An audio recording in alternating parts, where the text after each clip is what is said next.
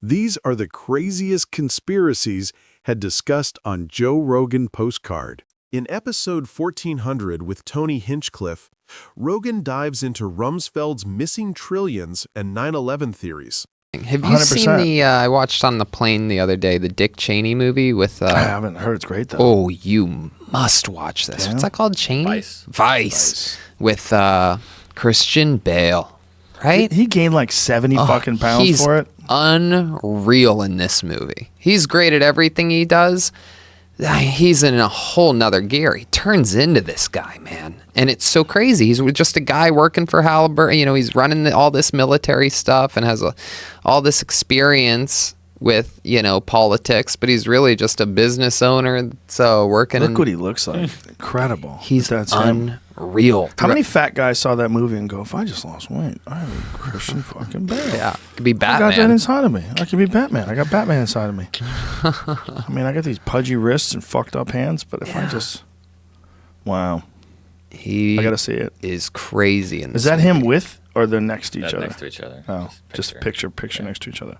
Wow, he got fat, huh? He went for it. He really went for it, man. It's so good. I mean, it really exposes that part of things, how close, you know, you can, he wants, you know, he's running a massive business that makes military stuff. So us having to do stuff benefits him Oh, dude. tremendously. It's one of the most transparent scams that's legal in the history of the world. Yeah. Just pause and think about how crazy everybody's going on about this Trump call to Ukraine and whether or not there was enough to impeach him and all this madness. People are going crazy about this, right? This is like this is the topic. And I've heard many Democrats go, there's nothing here, folks. You got to back up. This is not enough to take a guy out of office. The Republicans are never going to vote for this. Like you guys are, you're making a big mistake here. Now imagine a guy who's the vice president of the United States who is also a guy who used to be the CEO of Halliburton. Then this guy decides to go to war under false pretenses. They make up some shit about weapons of mass destruction. They blow this fucking place to smithereens. And then Halliburton gets no bid contracts. I mean, this wasn't someone saying, I can do it for $3 billion. I can do it for 2.7. There wasn't any of that. There was a no bid contract for billions of dollars to repair the places they blow up. And he was making money off of it. It's crazy. I think for the first year or something like that, I want to know when Dick Cheney was actually making money off of Halliburton. I think he had to abandon his position or give up his stocks or something, but it was a while. It was one of those things where you're like, wait. You just left. You just left, and then the company you just left is now getting no bid contracts in the billions. Am I stupid? Right. How are you allowed to do this on television in front of everybody? In the movie, also shows how much of the president's ear he really had. Dude, because the George W. needed him to win it. He needed him to run with him to get the real like Republican votes at the time. For sure, yeah, for sure. No one else was, could do what he could do. He needed him. He was deeply, deeply, deeply connected. Yeah. But it was also Bush didn't want to do any of that shit. Like, you go ahead and handle it, son. Yeah, that was the deal that they made. Fishing. At least in the movie, that's the deal that they made, basically. 'Cause he's like, who plays Bush? Someone unbelievable. It's what's his name? Oh, it's not Sam Rockwell. I think it is. Yeah. Is it? Yeah. He's unreal. I mean, this movie was so easy to watch. It's one of those movies where like halfway through it, you're like, I hope this never ends. I hope this is long. Who plays Bush? Sam Rockwell. Yeah. Did you ever see the Move movie? No. Just Moon. There it is. You see the two billboards. Rockwell looks like Bush. Yeah. That's amazing. He even got the eyebrows down. Steve Carell destroys as Donald Rumsfeld. Oh, of course he does. Carell's a beast, dude. He's unreal in this. They make Rumsfeld look like basically what he was, just a big doofus that would get out and do his own thing, and they'd have to control Rumsfeld. You want to hear another conspiracy theory that you probably don't know? It's going to blow your mind? Let's do it. The day before 9/11, the day before the attacks, Rumsfeld gave a press conference where he talked about trillions of dollars missing. the day. Then a plane slams into the very part of the building where they were doing the accounting. Blows up half the fucking building in the Pentagon. Blows up a wall. Donald Rumsfeld was on, where was it, the White House lawn? Listen to this. This is like 10 minutes, but it's at the Pentagon. This is on C-SPAN. You can look it up right now. We got to get to the quote where he says, He mentions $2.3 trillion in missing receipts. He talks about his, in quotes, adversary. but see if you can just find the quote. Try. See I know there's YouTube videos. You're what are you looking at? Is this looking for They have C-SPAN? clips on here on C-SPAN. You should get it there. If you just Google it, don't even do that. Just go through YouTube. Oh, that's where the problem. I know. You have to see it because you hear him say it and you're like, wait, what the fuck did he just say? Not on foreign terrorists threat, but the 48 billion. That's Bush, though. Yeah. There it is. Oh, Yeah, I think that's it. it's right there. Let's see. what it already spends. According to some estimates, we cannot track $2.3 trillion in transactions. 2.3. Okay. Now, again, somebody told you that literally like right before 9/11 happened, they said they couldn't track $2.3 trillion. You'd go, no, that didn't happen. That did not happen, but it did happen. What the fuck? Yeah, so think about what Kennedy said. Yeah. Think about what you saw when you saw that Vice movie where Dick Cheney, who was the CEO of Halliburton, becomes a vice president and gets billions of dollars in no-bid contracts. Now think about what we just saw with Donald Rumsfeld saying they couldn't find $2.3 trillion. I don't know where it went. I don't know. It seems like we should have had it. So, like, we'll keep looking. Oh, no. The spot where we looked just blew up. Oh my God. What the Find out hell? if that's true. If it was the accounting office, because this is what I love to say it because it sounds good. But let's make sure it's true that part blew up. But either way, that he did say that, and then they did get hit by a plane a couple of days later. It's unbelievable. It's so crazy, and no one talks about that $1 trillion. No one talks about the trillion's- 2.3 trillion. 2 trillion's bigger than most countries, right? That could It's- build a whole nother country or something. That's 2.3 million. Oof. Isn't it? No. Is it 1,000 trillion? Is a billion? Right? No, 1,000 billion. How? No, it's not even. Yeah. Yeah. 1,000 billion's a trillion. 1,000 million is a billion. Yeah. Is 1,000 billion a trillion? Yeah. 1,000 billion is a trillion, and it's It's 999 billion. 2.3 billion trillion. Is that really what it is? It's 999 billion times 2. It wouldn't plus be billion trillion. a couple more billions. No, we're so stupid. It's 100,000 and then a million, and then 10 of those is a billion, right? Yeah. Or 100 of those. 100 million's a billion. It's 100. So it's each one is 100. Oh shit. Yeah. Trillion's a whole nother 3 zeros. So another 3 zeros.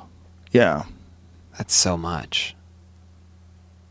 How would you say that? Would you say that's Look how big it looks written out. oh my god. 'Cause that's Looks a great. million, so that's a billion. That's a trillion. It's The word fucking- billion is referred exclusively to as a million millions. A million millions. Okay. Wow. But how many is a trillion? A billion millions?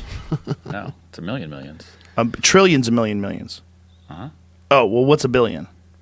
1,000 millions. Okay, that makes sense. A million millions. So it's 2.3 million millions? No. That seems like a lot to be missing. Yeah. And then, boom, plane hits the Pentagon. Everybody stops talking about it. When was the last time you heard about that 2.3 trillion? Never. That didn't come up. All the times we were talking about Flight 93, let's roll. Remember that? Let's roll. Yeah. That's what they said right before they went up to kick our ass. And that's why that plane hit the ground. It didn't kill all the fine people that it was going towards the White House or whatever. Fuck out of In here. British terms, British English, which is not American English, the word billion referred exclusively to a million millions. However, it is no longer common, and the word is now used to mean 1,000 million. So if anybody is in another country and is confused, that's why. It seems like if that would have gotten that makes sense. 1,000 million makes sense. Million doesn't make sense. It seems like if that would have gotten out that money was missing, that the whole country could have revolted.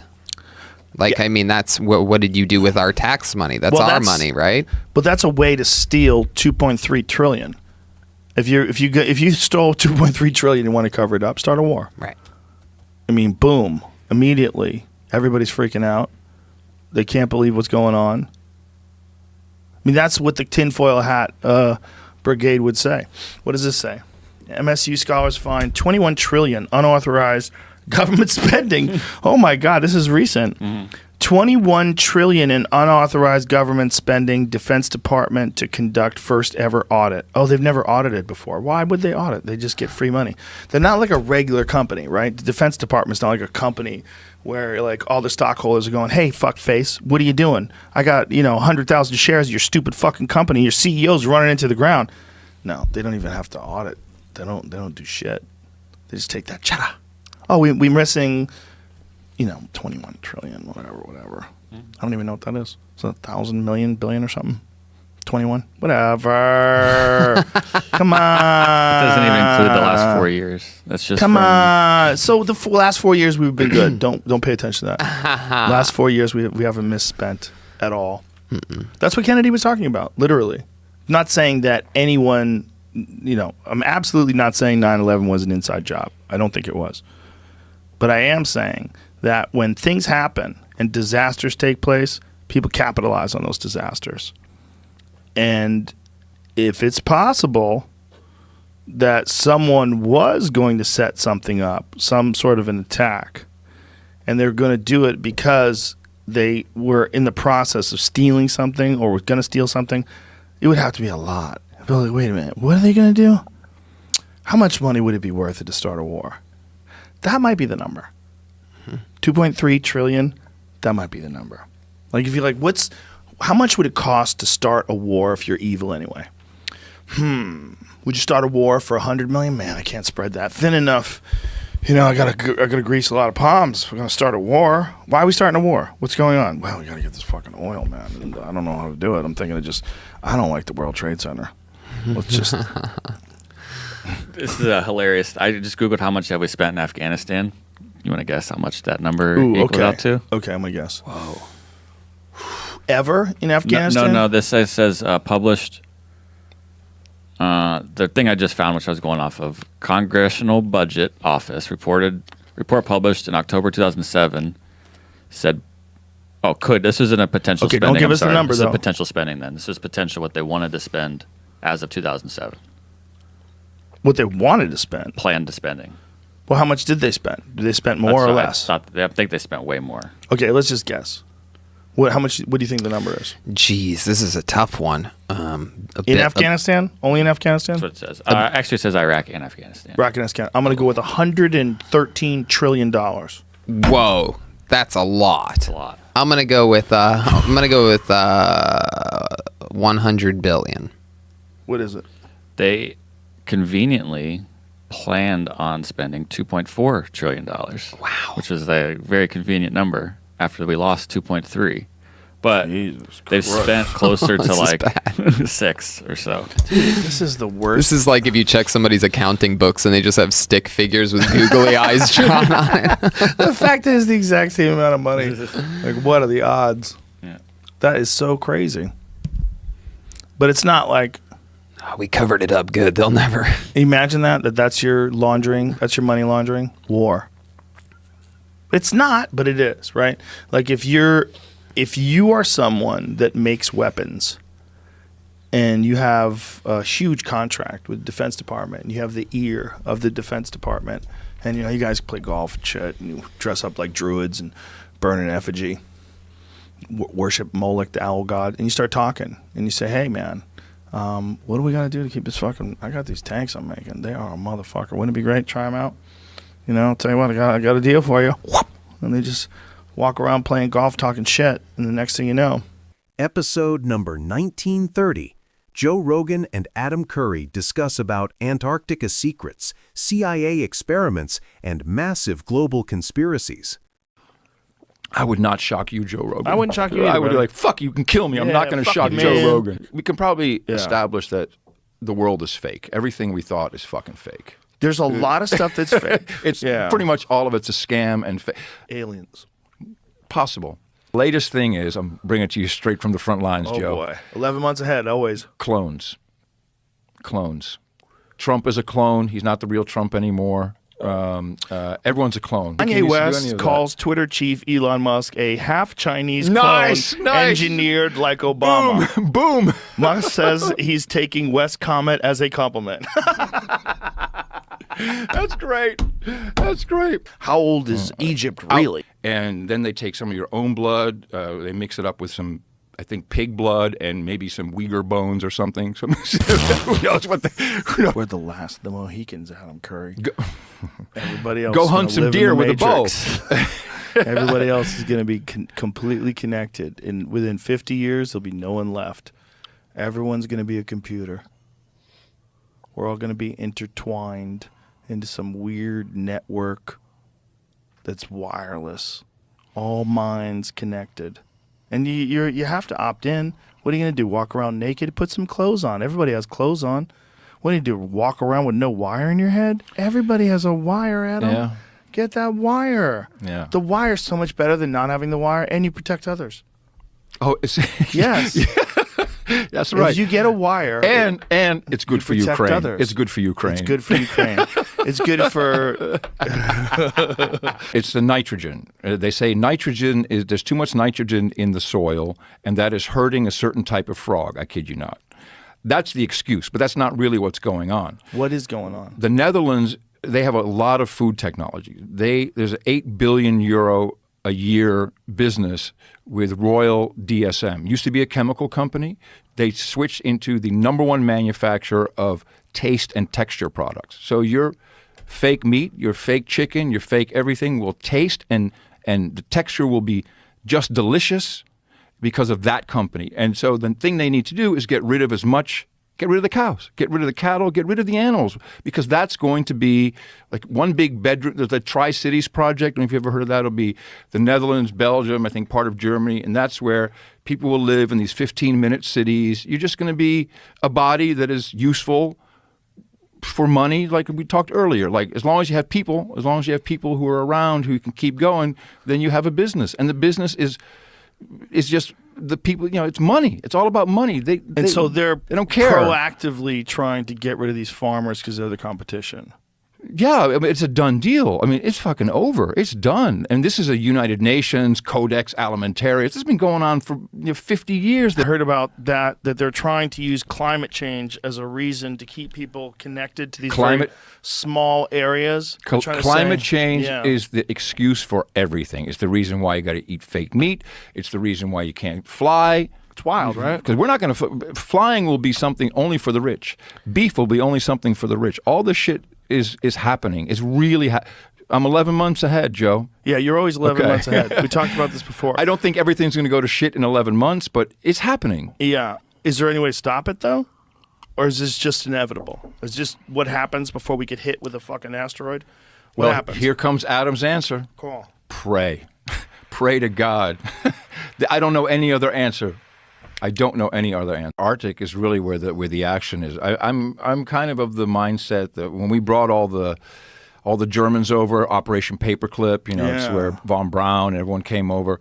I can easily believe that they were flying saucers in the Antarctic, that they had a city beneath the ice. You can't go there anymore. You're not allowed to go there at all. We can go there to do stand-up. Guys are doing shows there. There is a no-go zone, and there's an area of there's Antarctica where you can't go to. There's patrols and stuff, and you can't really go there. I recommend it every couple of months. I'm going to recommend it again. It's called Chaos by Tom O'Neill. Yeah. It's an amazing book. Mm-hmm. It's so good because no one's going to do what Tom did, where he spent 20 years working on one book. It's so thoroughly researched, and it's so crazy. that the CIA was doing LSD studies on people. They were just fucking with people. And where do you think they are now with what they're doing? They don't do that anymore. Oh, no, okay, that's Adam, good. Shut the fuck I up. know, What are you, a communist? Yeah, I am. You're I'm a like conspiracy therapist. Dutch person. Yeah, I don't count. I'm not really an American. From fucking Amsterdam or some shit. It's yeah, of course they do. I would do it. If I was the CIA, I'd be like, what, we're going to like let Russia do that to their people and China do that to their people? We're not going to like do a little monitoring? We're not going to do a little fucking experimentation, especially in the 60s? Like, what does acid do? Well, why don't we ask Jolly West to find out for us? I mean, that's the only way you find out what acid does. What, the Russians are going to have the acid and we don't have the acid? What if the acid's the fucking secret? If you made $1 a minute, you would be a millionaire within 12 days. If you made $1 a minute, you would be a billionaire within 31 years. If you make $1 a minute, you'd be a trillionaire within 31,000 years. That's how much fucking money this is. Jesus Christ. That's how much money this is. And you can't, we just hear billions and trillions and we don't think about it. So we've never gotten an audit of the Pentagon. And the last time we were supposed to have a serious audit, Donald Rumsfeld was the Secretary of Defense.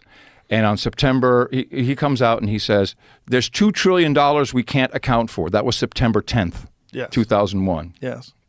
Yeah. It's the last time we ever heard about any of the money being gone. And the conspiracy theory was always that where the bomb blew up is where they counted the money. Yeah. Yeah, in the Pentagon. Yeah, this. no, I've heard that. It's very exceptional what you do. You are a, dare I say it, a national treasure. Oh, well, that's all sweet of you. Yeah. I love you specifically, and I love people all over the world, not just in Texas. Bye, everybody. Episode number 2254 with Mel Gibson explores shocking new evidence suggesting the shroud may prove Jesus existed. I mean, just recently they verified the Shroud of Turin. Have you seen that? I've been reading about it, and I know that there's some contention, there's some discussion and debate about it, but they used to think that it was only a couple hundred years old. Yeah. And now they've changed that. Yeah, they said no, it's back then. They also don't understand how it was made, which to me is very fascinating because it's not paint. It's not, they don't know what caused the image itself and how that technology would have even been available. It wasn't, no. A couple thousand years ago. An intense light, I mean, atomic, to leave almost like a photographic imprint on a piece of cloth. Yeah. And it's wild. Pull that up. Pull the Shroud of Turin up. Oh, yeah. It's wild to look at because it's so interesting. Oh, yeah.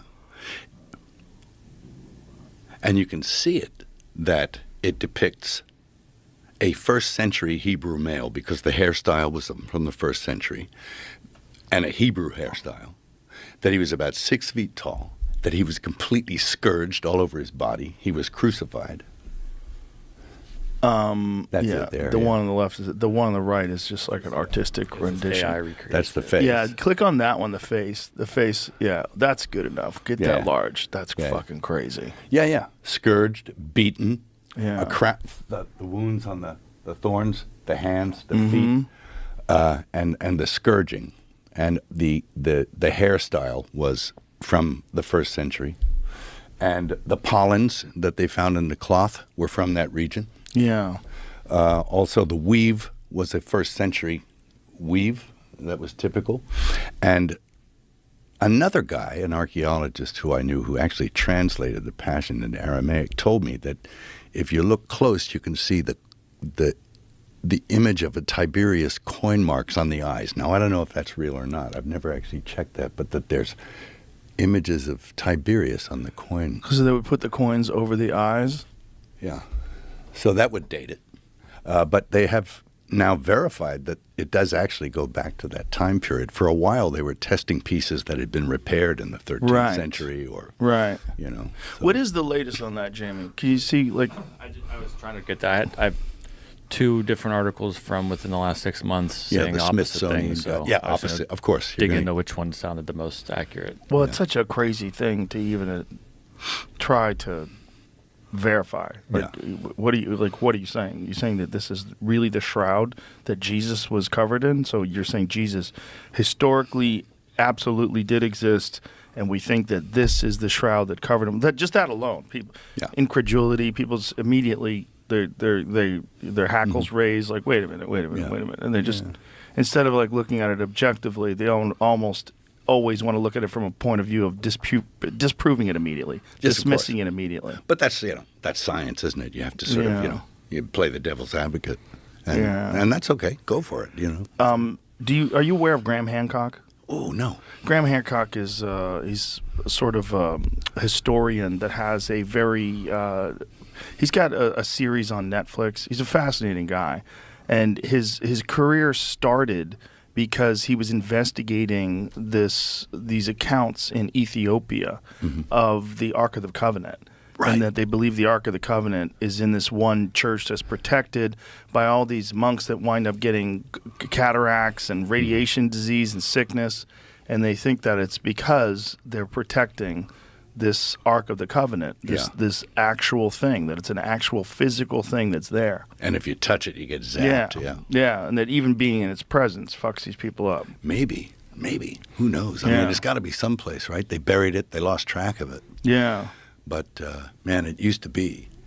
And all the stories are if you even touched it, you fall over, because it was constructed electrically somehow. Yeah, like what is that? What's in there? Why is it giving people cancer if they're really protecting it? I think it's the actual structure of the container it's in that is the problem. That's my thought on it. I could be wrong.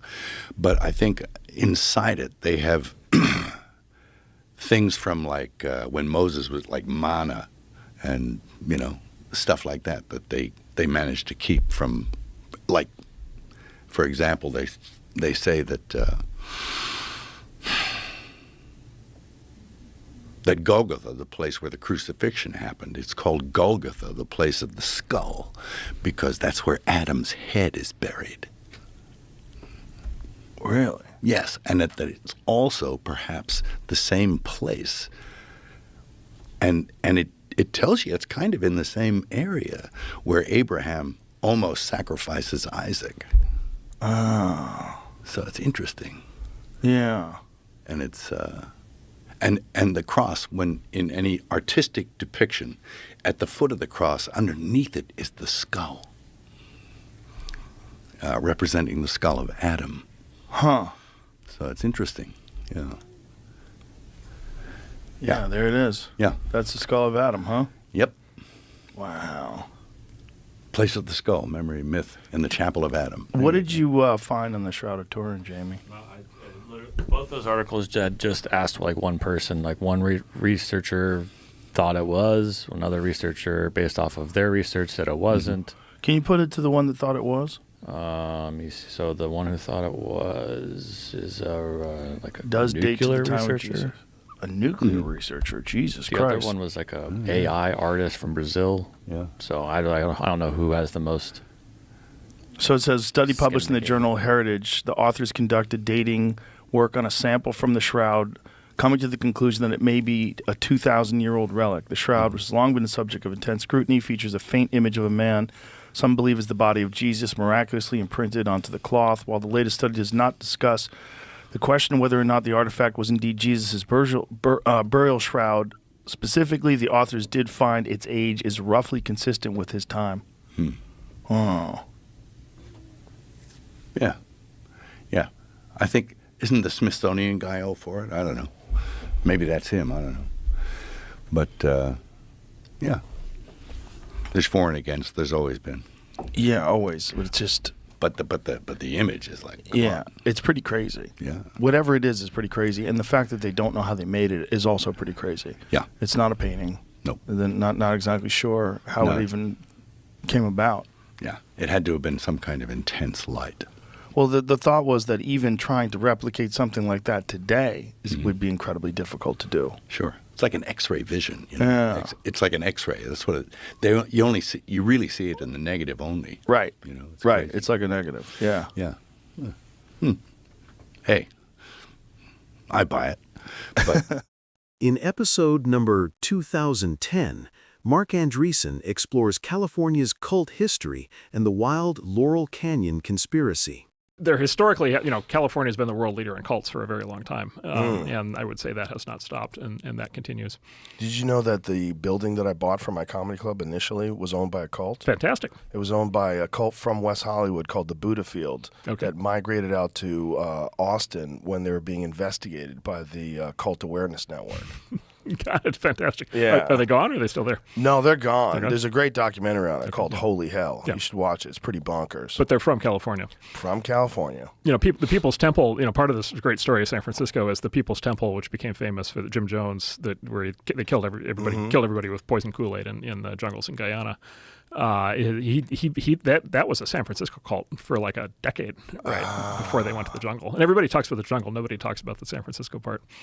So are there a bunch that are running right now that are successful? Big time. Yeah, totally. Really? Yeah, oh, yeah, totally. Yeah, yeah. Do you know them? There's cults all over the place. I know a bunch of them, yeah.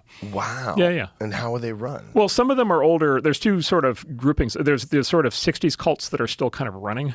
Like which ones? There's There's one called The Family in like Southern California that's still going from the 60s. Really? There's a bunch of them, running around. There was a big cult for a long time, sort of cult-ish kind of thing around. What was it? Not Erewhon, but Esalen. So there's still like that whole orbit.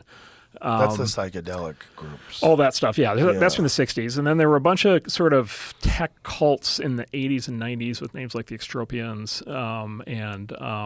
There were a bunch of these guys. And then more recently, there's a lot of this.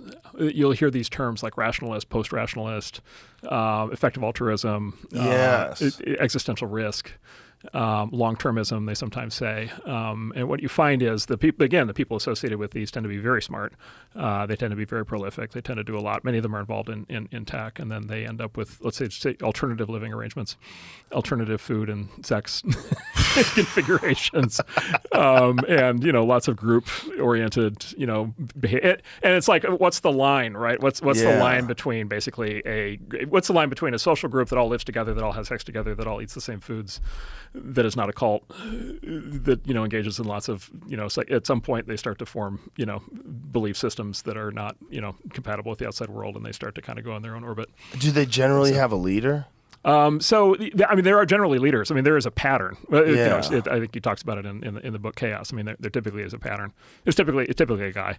Yeah. There's typically there's a male female dynamic, right, that plays out inside these things that you kind of see over and over again. And so they often end up with more women than men. For mysterious reasons. There's usually some kind of leader. Although the other thing's happening now is a lot of modern cults, or kind of quasi cults. There'll be a physical component, but there's also an internet component now, right? And so the ideas will spread online, right? And so there'll kind of be members of the cult, or quasi members of the cult, or quasi members of the quasi cult that'll be online, and maybe at some point they actually come and physically join up. So, and by the way, let me say, generally I'm pro cult. I'm actually quite pro cult. It's the same reason I'm pro fringe, right? Which is you're going to have if you're going to have people who are going to be thinking new things, they're going to tend to be these kinds of people. They're going to be people who are on the fringe. They're going to come together in groups. When they come together in groups, they're going to exhibit cult-like characteristics. What you're saying resonates. Yeah. Everything you're saying makes sense. But how did you get to these conclusions? Like it seems that accepting fringe and accepting the chaos of San Francisco, this is good. This is a part of it. This is how this works. This is why it works. Yeah. How did you develop that perspective? Well, it's just, if you take a historical perspective, it's just okay. It's just an easy example. If you like rock music, it just basically modern rock and roll basically came from the Haight-Ashbury in the basically mid to late 60s, and then from Laurel Canyon, which was another one of these sort of cultish environments in the mid to late 60s. And there was specific moments in time in both of these places. And, basically all of the great rock and roll from that era that determined everything that followed basically came out of this. So, do you want that or not? Right. If you want it, that's what you get. I'll give you. Here's a crazy. There's the other book about Laurel Canyon that's even crazier than Chaos. It's the book called Weird Scenes in the Canyon.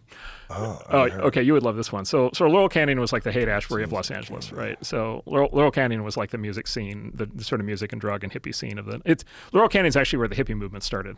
There was actually a specific group in Laurel Canyon in L.A. in about 1965. There was a guy named Vito Polikas, and he had a group called the Freaks, and they were like a nonviolent version of the Manson cult, and it was all these young girls, and they basically would go to clubs, and they were the ones to do the beads and the hair and like all the leather, like all the hippie stuff. Like they got that rolling. And so like they were in Laurel Canyon, and then Laurel Canyon, it was like ground zero. There was like this moment where it's like Jim Morrison, The Doors, and Crosby, Stills and Nash, and Frank Zappa, and was it John Phillips, was the Mamas and the Papas, and the Byrds, and the Monkees, and like all of these like iconic bands of that time basically catalyzed over about a 2-year period in Laurel Canyon. The conspiracy theory in this book basically is that the whole thing was an op, and it was a military intelligence op, and the evidence for the theory is that there was an Air Force military propaganda production facility at the head of Laurel Canyon called Lookout Mountain, which today Jared Leto owns and actually lives so I was just going to say that. Yeah, but it was in that era in the 50s through the 70s, it was a vertically integrated military. Yes, it was a production facility for film and music. But by the way, have you met Jared Leto? I briefly, yeah. One of the most interesting guys I've ever talked to. Incredible, and it makes total sense. Totally normal, like really fun to talk to. Not like what you would think of as a famous actor at all. Yeah. I had dinner with him and drinks. He's a fucking great guy. But he lives in a military... he showed me all the pictures. He showed me. I'm like, this is wild. Yeah, so it's amazing. If you believe the moon landing was faked, this is where they faked it. Like this is. I thought they'd supposed to do it in the Nevada desert. No, these are the sound because they had sound stages. They had totally contained sound stages. They had full sound production capability. And so the theory goes basically. There were 3 parts to the conspiracy theory. So one is they had the production facility right there, right where all these musicians showed up. 2 is the musicians, like a very large percentage of these young musicians, were sons and daughters of senior U.S. military and intelligence officials. Including Jim Morrison, whose father was the head of naval operations for the Vietnam War at the time. And there were these other, I forget which ones, but there were these other musicians at the time where their parents were like senior in like military, like psychological operations. And like that's all real, like that's all documented. And then third is the head of the Rand Corporation, who was one of the inspirations for the Dr. Strangelove character in the movie. So he was the guy doing all the nuclear planning for nuclear war. He lived right in the heart of the hippies in Laurel Canyon. Whoa. In this famous house that's still there. And so the theory basically goes that the anti-war movement before the hippies was basically a square movement. It was all these basically young people, very clean cut. The men were all wearing, if you look at old like Vietnam War protests, like everybody's all like dressed up like they're going to a business meeting. It was like, and it was developing into a real threat. And so the theory is the hippie movement and rock and roll and the drug culture of the 60s was developed in order to basically sabotage the anti-war movement. Wow. Right. Which basically is what happened, right? Because then what happened is the anti-war movement became associated with the hippies, and that caused Americans to decide what side they were on, and then that led to Nixon being elected twice. Which was also a part of chaos, because that was the idea behind the Manson family and funneling acid to them. The facility was equipped with a soundstage, screening rooms, film storage vaults, and naturally a bomb shelter. During its 22 years of operation, Lookout Mountain Laboratory produced approximately 6,500 classified films for the Department of Defense and the Atomic Energy Commission, documenting nuclear test series such as Operation Greenhouse, Operation Teapot, and Operation Buster Jangle. So one of the conspiracy theories. Okay, here's another conspiracy theory. You've seen all the grainy footage of nuclear test blasts that with the mushroom clouds, and there are always these grainy things, and there's all these like little houses lined up and these little trees lined up, and it blows everything down. Well, there's always been a conspiracy theory that those were all basically fabricated at this facility, that those bombs actually were never detonated, and that basically the U.S. military was basically faking these bomb tests to freak out the Russians, to make us think that we had weapons. We had basically a potency to our nuclear weapon arsenal that we actually didn't have at the time. How did they fake it? They just did. Yeah, exactly. So this is exactly. it? Well, so there's a Okay, so here's a question, right? So what happened? Okay, so this is great. Okay, you'll love this. So what happened to the camera? You son of a bitch. You son of a bitch. How is that happening yet the camera is like totally stable and fine? Oh my God. And by the way, and the film is fine. The radiation didn't cause any damage to the film. Oh my God. This looks like how you shoot and by the way, okay, we'll do this one. We'll do the loop one more time here. Let's see the car. The car's right behind the house. It just showed up. Oh, okay. It just showed up. So wait a minute. First of all, wasn't there. First of all, where'd the car come from? Yeah. No car. The second is, does it really look like car? Does that look like a real car? That's insane. And look at the and look at when the house blows. Look at the wood. Does that look like those are full size giant lumber beams as they go flying? Yeah. That's hard to say. Is that a house or is that is that a 12-inch scale model? What? Right. So like the fucking car. Anyway, I don't know. Like I have no idea. Having said that, if that was fake, it was faked at Lookout Mountain. Wow. Right. At the exact same place and time. But did they have the kind of special effects to do something like that in the 40s? Well, so the full conspiracy theory is it was Stanley Kubrick, which again I have no idea. Boy, that does look fake. There's also the camera didn't move at all either. You know what it looks like? Go back to that real quick. It looks like the smoke is too big. Watch when it hits. Like the volume, like the size of it. It looks small. I mean, you know what I'm saying? I mean, it looks like we're looking at something that's like a few inches tall. Well, so if you watch like making of Star Wars, any of the any movies before CGI, whenever they do anything like that, it's always with these tiny models. Yes. And they just basically what they do is they slow it down and then they add sound. Yeah, this looks fake as shit. Right. The clouds just don't look realistic. Right. Like it looks like they're too big and they move too quickly back and forth. Let's get another one. It's like, okay, what the camera's fine. Like,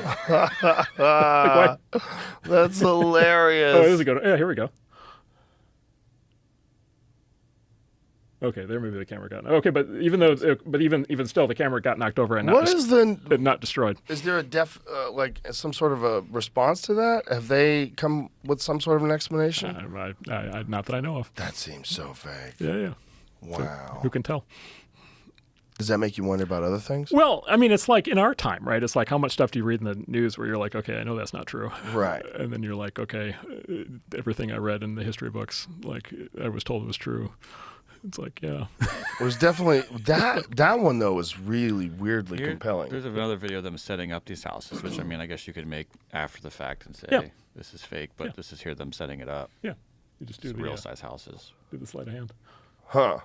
I don't know. I assume this is all. I assume this is all not true, but it is fun to think about. Why would you assume it's not true? The camera alone, like this alone, like where is the fucking I'll look camera? up what Where's they said that about camera? the camera. Because they have to have an explanation. Someone must have asked them at some point. Or nobody asked. Well, maybe. Yeah, it might be one of those, wow, look what they did.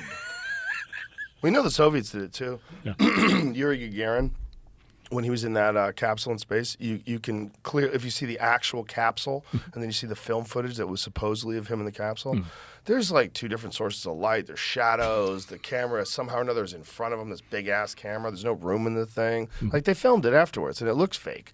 Like, I'm sure he really did go into space, but that wasn't it. That was some weird propaganda. Garry Kasparov has a theory, this is the theory there are missing centuries. What? Yeah. Kasparov has the theory that there are centuries that didn't happen. What do you mean? Well, just literally centuries. That like this whole idea of the Middle Ages lasted 1,200 years or whatever is just like not true. Really? Yeah. Why does he think that? There's something about the whatever, is there like enough historical evidence to support it, and various people over various authorities over time who wanted to tell various stories about how long regimes had been in place or whatever. Oh, so he thinks it's exaggerated. Yeah. Basically, that not as much time has passed as we think. Well, that's quite possible, right? And, how would we know? In episode number 2097, Jeff Dye and Joe Rogan question Bigfoot evidence, psychology, and paranormal dimensional possibilities. You were telling me you were a Bigfoot guy? Big Bigfoot guy. Tell me about this. Here's the problem. Well, you grew up in an area. Yeah. You're in the Pacific Northwest. Yeah. That's Bigfoot country. That is. I think that's the only reason I'm so into it. Yeah. Also, here's the thing you got to know about talking about me. It's not ever funny. And it's something I like so much that it ends up me giving you the same arguments you've heard a billion times. Yes. Oh, it's Gigantopithecus, came over the Asian plain, it's a bipedal hominid, it's just, and then at the end, and every one of my friends have experienced it, Harlan Williams just experienced it when I was on his podcast. Anytime I talk about Bigfoot, it ends up with me just going, please, Joe, can you just say it's maybe a possibility? Like, that's what it always ends up being. Yeah. You said it's. I remember you one time going, "There's nothing out there." Yeah, didn't you say that about Hunters Bigfoot? Hunters don't see it. That's why I don't believe in it. Some hunters do. No, not many. People that see it are usually loggers, hunters, natives, people that are out in the woods. There's another problem. Another problem is dusk. You see things at dusk or at dawn. It's very confusing. Mm-hmm. Bears walk on two legs all the time. I have personally watched bears walk on two legs, and if I didn't know any better, and if it was a dark environment, like it was dusk, you barely can see, I would think it's Bigfoot. Right. Yeah. But I do think Bigfoot existed. Yeah. There's some insane number of Native American words for Bigfoot. Oh, yeah. Sasquatch is just one of them. There's a bunch of them.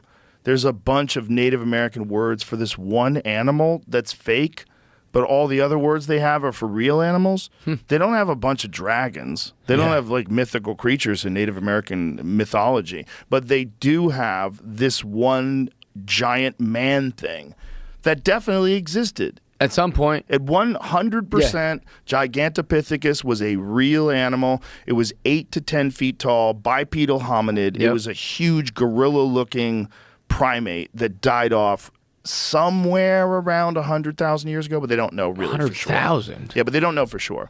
The thing about it is, it's like, if you only find fossils from 100,000 years ago, you could assume that that this animal at least lived then. But you don't know when it went extinct. Right. You might find some new fossil like 10 years from now. They might find some new site. And wait a minute, these are 20,000 years old, or these are 30,000 years old, or these are 50,000 years old. But either way, anatomically identical human beings have been around for 500,000 plus years, maybe even more. So, or similar human beings. So then we definitely interacted with them. Yeah. Or they were around when we were around. I think they're still around. I think there's hundreds, maybe thousands of them. That's what I believe. I think they're in caves or something. Or maybe it's... You know what the problem with that is? What? They're too big. The amount of food that they would need to eat, you'd have to be grazing all day long. See, if you're Bigfoot... Posted in the Journal of Zoology this month. If it's there, could it be a bear? They're saying it's black bear, American black bear. Yeah, American black bear that stands up. But even little that's what I'm kids saying. would know the difference between a monkey and a bear. No. First of all, let me tell you something. If you're in the woods and you're in a heightened state because you're looking around, you don't know what's out there. It's all thick woods. It's weird. Woods are weird. Yeah. And you see something, you could trick your brain. I saw a squirrel, and for like 2 or 3 seconds, I thought it was a wolf. Really? Yeah. Yeah. That's real. Wolf? That's real between here. I'm seeing something moving in between thick trees, and I see gray fur. I'm like, oh my God, is that a wolf? Yeah. Because there's wolves out there. Right. I'm in Canada. I'm like, oh no, it's a fucking squirrel. What the fuck is wrong with me? What the fuck is wrong with me? Shoot it. Yeah. It's like people see what they want to see. Yeah. And the problem is you get something into someone's head, a mythological thing, whether it's a UFO or whether it's Bigfoot. I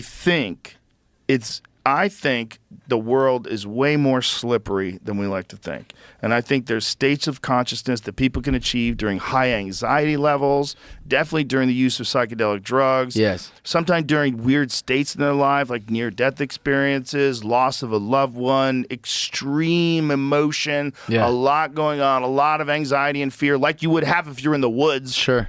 And then you edge. see a light across the sky.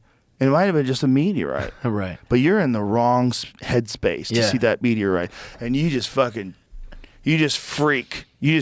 And maybe for a brief moment, you can see something that's been there all along. You know how defeated I am right now. I just want you to tell me, like, dude, there's some I wanna crazy, believe in Bigfoot. crazy stuff out there. I've interviewed a lot of Bigfoot people. Yeah. I had one joke I used to do about Bigfoot. Here's what you don't find when you go looking for Bigfoot. Black people. You're more likely to find Bigfoot than you are black people looking for Bigfoot. Not out there. It's a bunch of unfuckable white guys out camping. That's like that is the thing. It's a community of people that want to believe something that there's zero evidence for, and they're fucking locked in. Yeah, they're hitting a tree with a stick, going like, "We're gonna wait for a knockback," and it's different Bigfoot researchers hitting a different tree, talking back to them. Yeah, it's like if you go to public land elk hunting, there's a bunch of people elk calling. You think, oh, I heard an elk. It's a dude with a another tube. guy. Elk, two men doing elk calls. Exactly, to each other. Across a ridge. That literally happens. I bet. It does, 100%. It's one of those things where I wish it was real. I Me wish too. Bigfoot was real. Bobcat Goldthwait believes. Yeah, he loves it. He's all in. Did you ever watch Willow Creek? I didn't piss me off because at the end it turns out to be, I'm going to spoil a Willow Creek, but at the end it's just a bunch of like hillbillies out there killing and blaming it on Bigfoot, basically. That's like the end is Wait a like minute, which one are you talking about? You don't really. Bobcat There's no Goldthwait's Bigfoot movie. I think that's what the end is. That like it's just some crazy people that live in the woods. It's not really a Bigfoot. Is that true? I think that's the end of Willow Creek.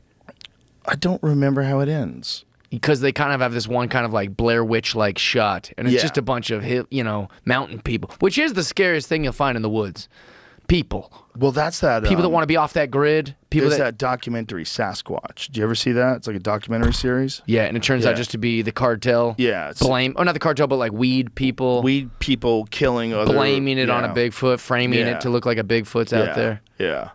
Yeah, they killed somebody. And apparently when marijuana was, when they were growing it up there, these hippies started arming themselves. Yeah. And then they had rival gang wars with people that would come in and try to steal their crop. Sure. So they started shooting at each other and killing each other. And Yeah. that's what that's all about. Or also like, some cute girl that's like, oh, I'm going to clip weed all summer and make $5,000 and hang out with other potheads who you don't realize how terrible that job is. Well, you're involved in missing. an illegal business. Yeah. And the cartel's in that business.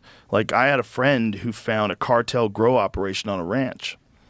Yeah, they were scary. He works on a ranch in California, and he was doing his thing out on the ranch, and he found some water piping, and he followed the water piping, and it was pretty considerable distance. And they found this grow op. So this guy had diverted water, or many guys. They didn't see the humans that did it. They took their shit, and then they never caught the guys, I don't think. But they would set up these camps in, they would go to, national forests.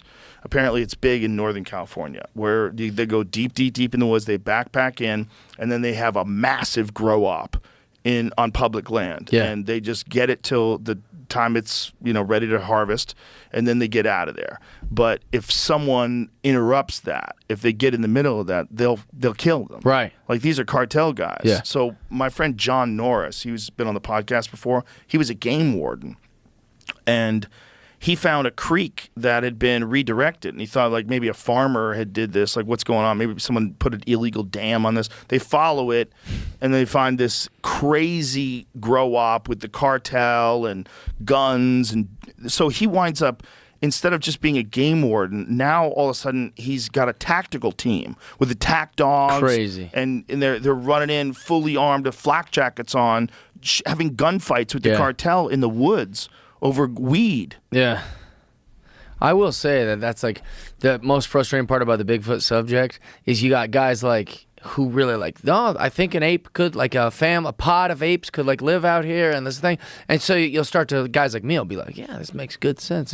And then they'll get a Native American to talk about it, and he'll be like, it's the magic man of the woods. And you're like, no. And they're like, he disappears. He flies. He can stop the rain. And you're going, this is, gosh dang it. We were making real good ground here, making arguments for it to be an ape. I think the Native Americans are right. I think that's what it is. Some I think sort of paranormal woods thing? Yeah, I do. Yeah. I think it's listen, let's imagine that states of consciousness can interface with other things that are around us all the time that we don't necessarily see. Now, we know that's true if you take psychedelics, and we know that psychedelics are produced in the brain. I can imagine a moment where you are in such a state that you could see something that you would not be able to see under normal conditions. It's not outside the realm of possibility. I'm not married to it, but it's not outside the realm of possibility. Now, if that is what we're seeing with UFOs, if what we're seeing is our future, if what we're seeing with those beings is the eventual shape that human beings will take, as evolution progresses, we become these genderless, little spindly things Big with brains. giant heads. Yeah. Flying spaceships with our minds. That kind of makes sense to me. If that makes sense, why wouldn't I be able to also see what we used to be, or what we could have been, or what other things used to live with us? And maybe it's almost like a ghost. Almost like a memory that you can access of a different timeline, a different dimension where this thing does exist. And that's why it's so elusive and it comes and goes, because it's not a real material thing. It's a construct of the human psyche. But these people that are seeing it, they might even literally be seeing footprints. It might literally leave footprints. It might exist for brief moments. Makes sense. Passing in and out of this dimension kind of thing. There's so many wacky stories about it. So then you have to apply the wacky stories to human psychology and say, okay, people are in a heightened state. They're in the woods. They're alone. They're nervous. Yeah. There's cats out there and fucking bears. So you're kind of freaking out already. So Right. you're in this like weird mind state already where it seems like more things are possible out there because there's no one to help you. Right. There's no city. There's no hospital. Can't call the cops on a Bigfoot. You got no fucking cell phone signal, and you're out there alone. Like, there's so many possibilities. It's terrifying. Yeah. And that, to me, makes sense. Like, if there's a mindset that can be achieved, it's a mind state that be achieved where you interact with things that aren't there all the time, like UFOs. Right. That would be when it would happen. Right. Well, there's tons of like interesting stories that you'll just read about, like a thing just walking behind the tree, and it's not. But if it was a massive, 10-foot thing, you'd probably be able to see it come out on the other side of that tree, and you see a lot of those kind of. I read a lot of those kind of stories, and I'm like, I don't know what the heck that. Yeah, it could be that, but it could also be black bears. It could be that you're just seeing things because they're freaking out. Yeah. Bears freak you out, man. You see a bear in the wild, it freaks you out. And if you see a bear in between trees, you can just convince yourself that it's something, and then your brain plays tricks on you. The memory is a slippery bitch. Yeah, I know. Especially under heightened circumstances like that, like in the woods. Your memory's weird. And it's more exciting to believe that it's real. So that's what you want to, that's my biggest, I think what I'm holding on to so much is that, like, I think it's so boring if we just know all the stuff on our planet. I don't think we do. But that's my point. It's way more exciting to think, there's Bigfoots and there's... Yeah, pterodactyls is one of my favorites. Wolfman or Dogman or Mothman or any of these kind of like exciting things. I want to believe that. Well, you know about that Hobbit man that they found on that island of Flores? No. No? A Hobbit man. Good. Yeah, this is a good one for you. This is a thing that absolutely lived alongside people. And I think they don't know the timeline of this fucker either. But they think it might have been as recently as like 50,000, 30,000 years ago. And they were little tiny people, 3 foot tall, like almost like ape-like creatures.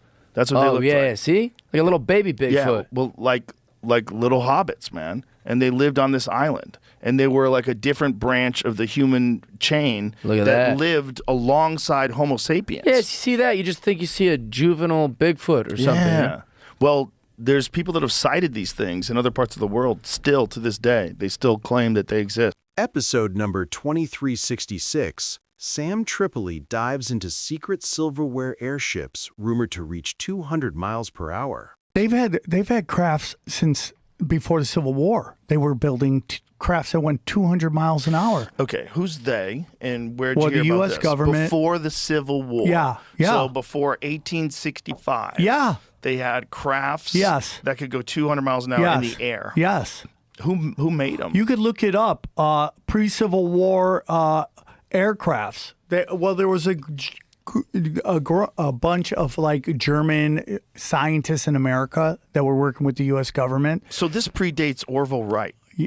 I'm just telling you, bro. Right, doesn't it? Yes. Yeah, I don't know. I don't know dates. I think it does, right? Isn't Orville and Wilbur Wright, isn't that the end of the 1800s? When was that? Well, you know what? I love that. You can just ask your phone. I'll ask my phone. I love it. Go on ChatGPT. When did Orville and Wilbur Wright fly the first plane?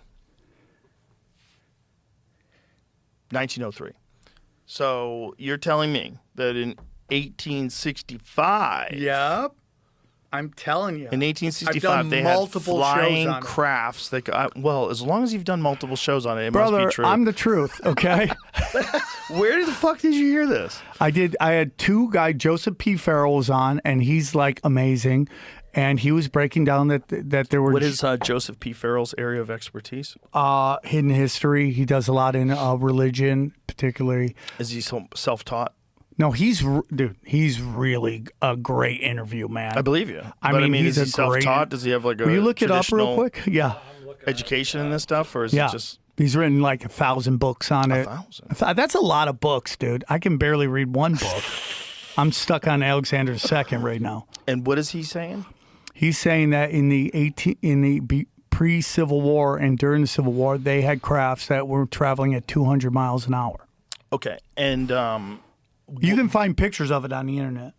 Well, as long as he has pictures. Well, on the there's internet, drawings, dude. again. Someone took time. As long as it's drawings. Come it on, must be man. real. Well, Jamie, you're leaving me here. Hang No, in here. he'll get you. He'll get you. It's got to be legit. It's there. It sounds so legit.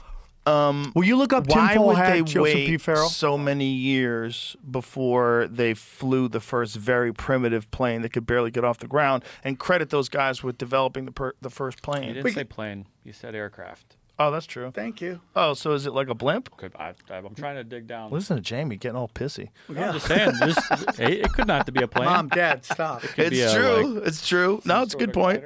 Yeah, it could be a blimp, right? Like when they first start doing blimps. When did that start? Well, wasn't that the whole point of like Led Zeppelin, that they didn't want people getting on blimps, so they like crashed that shit? Everyone thinks I'm crazy. You guys think I'm nuts. I'm just telling you, bro. Everything's a psyop. I love it. I want to hear more psyops. I'd rather go that way than the other way. That nothing's a psyop. I want to hear that everything's a psyop. Everything's a psyop. Dude, someone should do conspiracy news. It would be 10 times better than what you see on television. Yeah. And then you go, what about the 5G they're cranking up? What about what they're spraying in the skies? That now is an acceptable fact that they're doing geoengineering of our skies. So, like 5 years ago, you were a crazy conspiracy theorist. Now there's laws being passed about it. And you put all that together, you're like, that's how people get sick. It's weird, like even cloud seeding, which is legal. Like you can seed the clouds and you can make it rain, but like, how exact is this science? Like how you know what I mean? Like what happens if you cause floods like they did in Dubai? Did you see that shit? Yeah, well, camels just flowing down the river. Fucking Lamborghinis drowning. Oh, yeah. poor Lamborghinis. All right. I found something.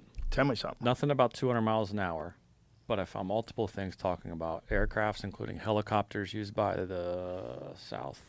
The South? The Confederate, yeah. The Confederate Army. Do you mind if I get my phone for a second just to see if I can find it? I found it because I was digging through the transcript. Bro, they had the of that General podcast, Lee Sam. helicopter.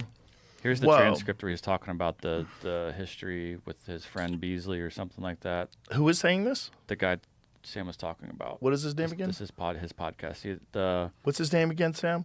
Joseph P. Farrell. Yeah. During the point of the Civil War with the airship mystery, my friend Walter Bosley has written an interesting book called Origins about the black projects, world, and airships that existed in this country prior to the Civil War. But it didn't say anything about the speed. Yeah, we talked about it. It was either him or the 2 episodes later they talked about how it went 200 miles an hour. Airships. Lincoln went to Congress to get funding, or is trying to get funding for some of this. There's a whole thing here about the balloon corps of the Army back to the Civil War. Isn't Lincoln another one that they got rumors about? Yeah. Yeah? Yeah. Yeah? Yeah. Yeah. Like the fellas. Closeted, dog. Or maybe like everybody did it back then. They That's also what didn't I'm have a lot thinking. of heat back then. So they just fucked? The thing with the Lincoln stuff, they just said that they were like, come over here, sleeping Bob. I'm together in cold. the same bed. And No, whatever. that's true. That's true. It's probably not that weird for us, but Back then it was like you got excommunicated. Another But one yeah. of the airships. They're calling them airships, is what they were calling And them. there's a certain so is that supposedly a thing where a person could get in? Oh yeah. So the boats with airbags is what I've been seeing. Other flying machines here. Okay, so what that looks like is like sails, right? Can you show me that thing again? Look at that, Sam. That's like sails, like a sailboat. But it's even but crazier attached than to that. a base. So do you just jump off a cliff with that? How do you get that bitch off the ground? One of them was describing, and I think it's in this. There was a traveling gas thing that went along with it, so it could keep refueling. Right here, see a mobile gas generator.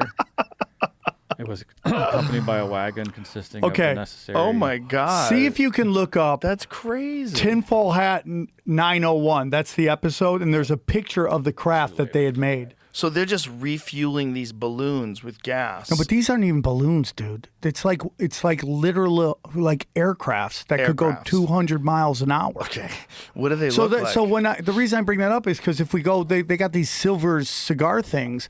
Like think about how long ago that was. You mean that bug?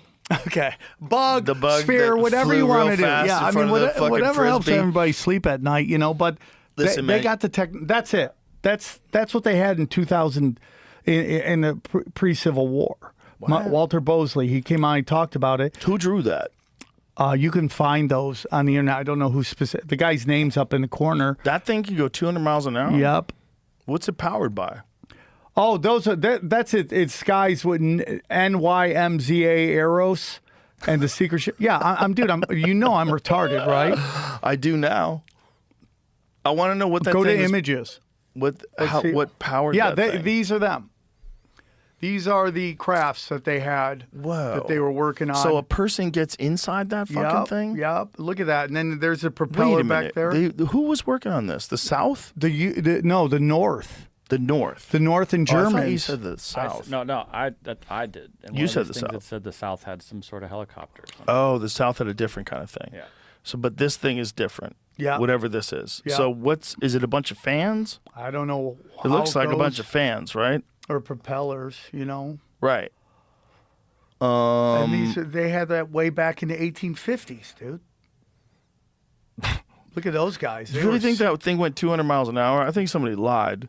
Maybe, but they had that's what they said. 200 miles an hour. Step right up. Just think of what kind of dominance you could have at that time with that kind of craft. Yeah. Moving that quickly. I think they back then they used to thought if you went that fast you were going to explode. Right. Like you would melt. Yeah, they used to think witchcraft. that. Well, they thought that before the trains, But right? again, Cars and Germany's trains. involved. Germany basically funded the North when they needed money because Lincoln was issuing greenbacks. I have one at my house. I bought a Lincoln greenback, $20 greenback. It's pretty sweet.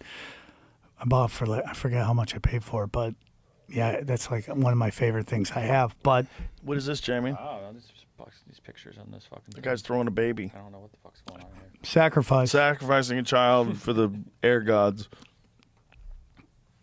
So, do you think that most of the UFO sightings that people see are U.S. government crafts?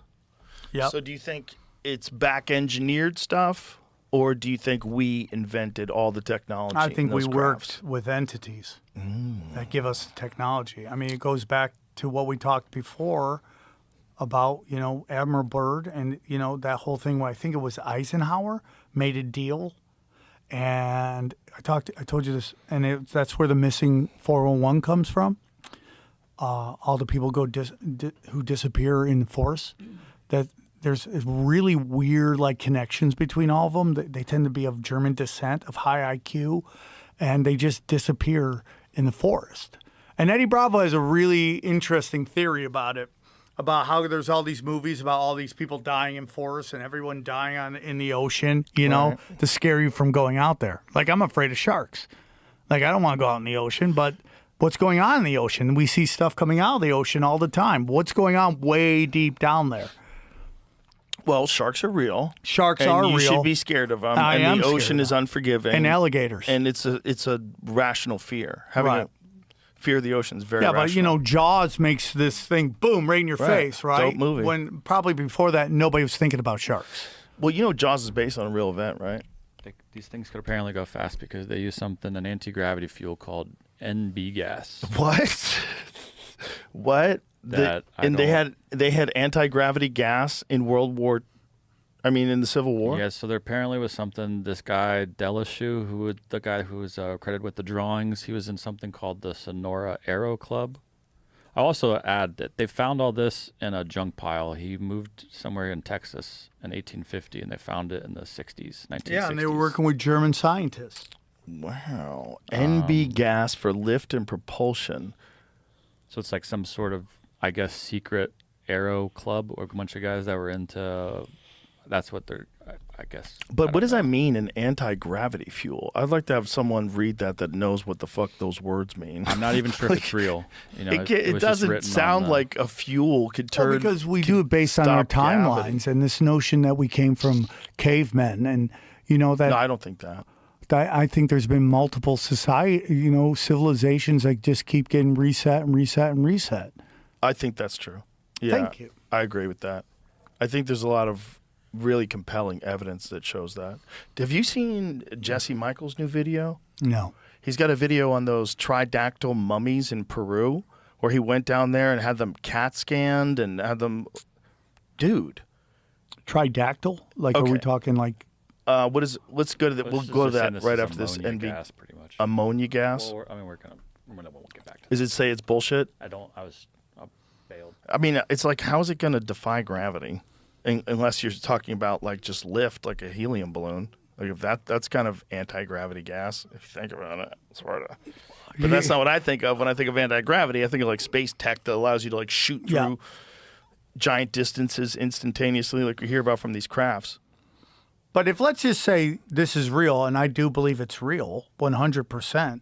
Like, what do they have now? I mean, it's so far down the line. I mean, that's so long ago. That's like 175 years ago. The technology that they could this have. Part, though, is it's interesting about this club. I don't know how many says flight enthusiasts in the mid 1800s there would have been. You know, people would have been interested in flying, I guess, because they couldn't do it. But the Nazi Bell, which is a big part of World War II that nobody ever talks about. Right, that was like a flying craft that they were trying to develop, right? Right. So the Nazis were apparently trying to come up with a bunch of different shapes for crafts. One was a bell, right? One was kind of flying saucer-like, right? Yeah. I mean, that's a whole part in like. Here's have you the ever heard of question. Martin Bormann? I always wonder. That's pretty dope looking. I always wonder when they talk about stuff like that, like the Nazis trying to make a flying saucer. Was that because they were trying to emulate something that they had seen, or that there was some sort of a hidden historical record of? You know, because if only the people that are at the head of the military today or the head of these military contractors really know whether or not there's back-engineered UFOs. If there are, they have them, and if they don't know about them, they probably don't exist, or the other companies have them, right? Yeah. So, you know, you got to wonder, what were the Nazis doing? Were they trying to emulate something that they knew existed? And when did governments, if there really is a real phenomenon, if this isn't just total gaslighting and propaganda and bullshit to get you to believe that aliens are out there because they've got like crazy high tech that's 50, 60, 70 years past where we really think it is. Both of those things are hard to believe, right? It's hard to believe that the government would be able to hide the kind of whatever kind of program that would develop a genuine anti-gravity engine that could move through space and time, that could go through the ocean, it makes the device transmedium, creates like a portal around it where it exists completely independently of everything that we're experiencing in 3D space. It just goes through stuff. The idea that they have that and they've kept it secret seems kind of crazy. I don't think so. It seems. I'm not saying it's impossible. What I'm saying by that is like you hear famous stories of people whose fathers worked at Area 51 and he never once told them what they did there. Oh, yeah. People keep their mouth shut. People and they keep also their mouth know shut. that they have to keep their mouth shut because if you don't, you can get in real trouble. Episode number 2366 with Sam Tripoli explores mysterious pre-write airships and forgotten aviation conspiracies. My friend Jessa Reed, who's a very funny comic, her mother was saying, she has daughters. She goes, you let the kids on the phones too much. She goes, Mom, in 10 years, they're going to be the phone. Yeah. She was like, the phone's going to be inside of them soon. Yeah. So it's like, what am I fighting? What am I fighting with? Yeah. I limit my kids' time on the phones, except the older one, of course. Do you just go up to her? You're like, I just don't think that it's do you control a challenge the content? Yes. Yeah. I just don't think it's a challenge that we ever faced. Are they allowed to watch InfoWars? All day. That's Good. all we have. Thank God. Yeah, we project it. What else is the keys? Screen time. Screen time's a big key. Yeah. Tell her about Epstein. Epstein didn't kill himself. That's big. You got to tell them that before they start Googling and learn for themselves. They got to know. They got to know. It fucks up your sleep when you're on I fall asleep to a podcast. You're going to laugh. Oh, that's not good. I used to fall asleep to Alex. I would listen to Alex's clips on YouTube and I would fall asleep to just, ladies and gentlemen, and I would be able to put me to sleep. You know what I think his best video is to this day? He's one of the greatest entertainers of our time. You got to watch him. When I first met him, he wasn't the I've been Alex listening to him Jones that since people see today. And GCN, I think the Alex Jones that he is today is changing because of his not drinking. Well, he's in. Oh yeah, interesting. Yeah, because he's clean for 90 days. Interesting. Like, he sounds different. But what I'm thinking is when I first saw like 9/11 Road to Tyranny, it was one of the first videos that I ever watched. I was like, whoa, Like, it's one of the first videos that ever opened my eyes up to certain conspiracies. And one of them was the conspiracies of using agent provocateurs to incite violence in riots, to incite that feeling of chaos. And then that they use that as an excuse for the police to come in and start arresting people. Of course. Because now it's no longer a peaceful protest. And they do it all the time. And so he was making this argument about the World Trade Organization. WTO, Yeah, and so he showed all these videos of these guys coming in with government issue work boots on.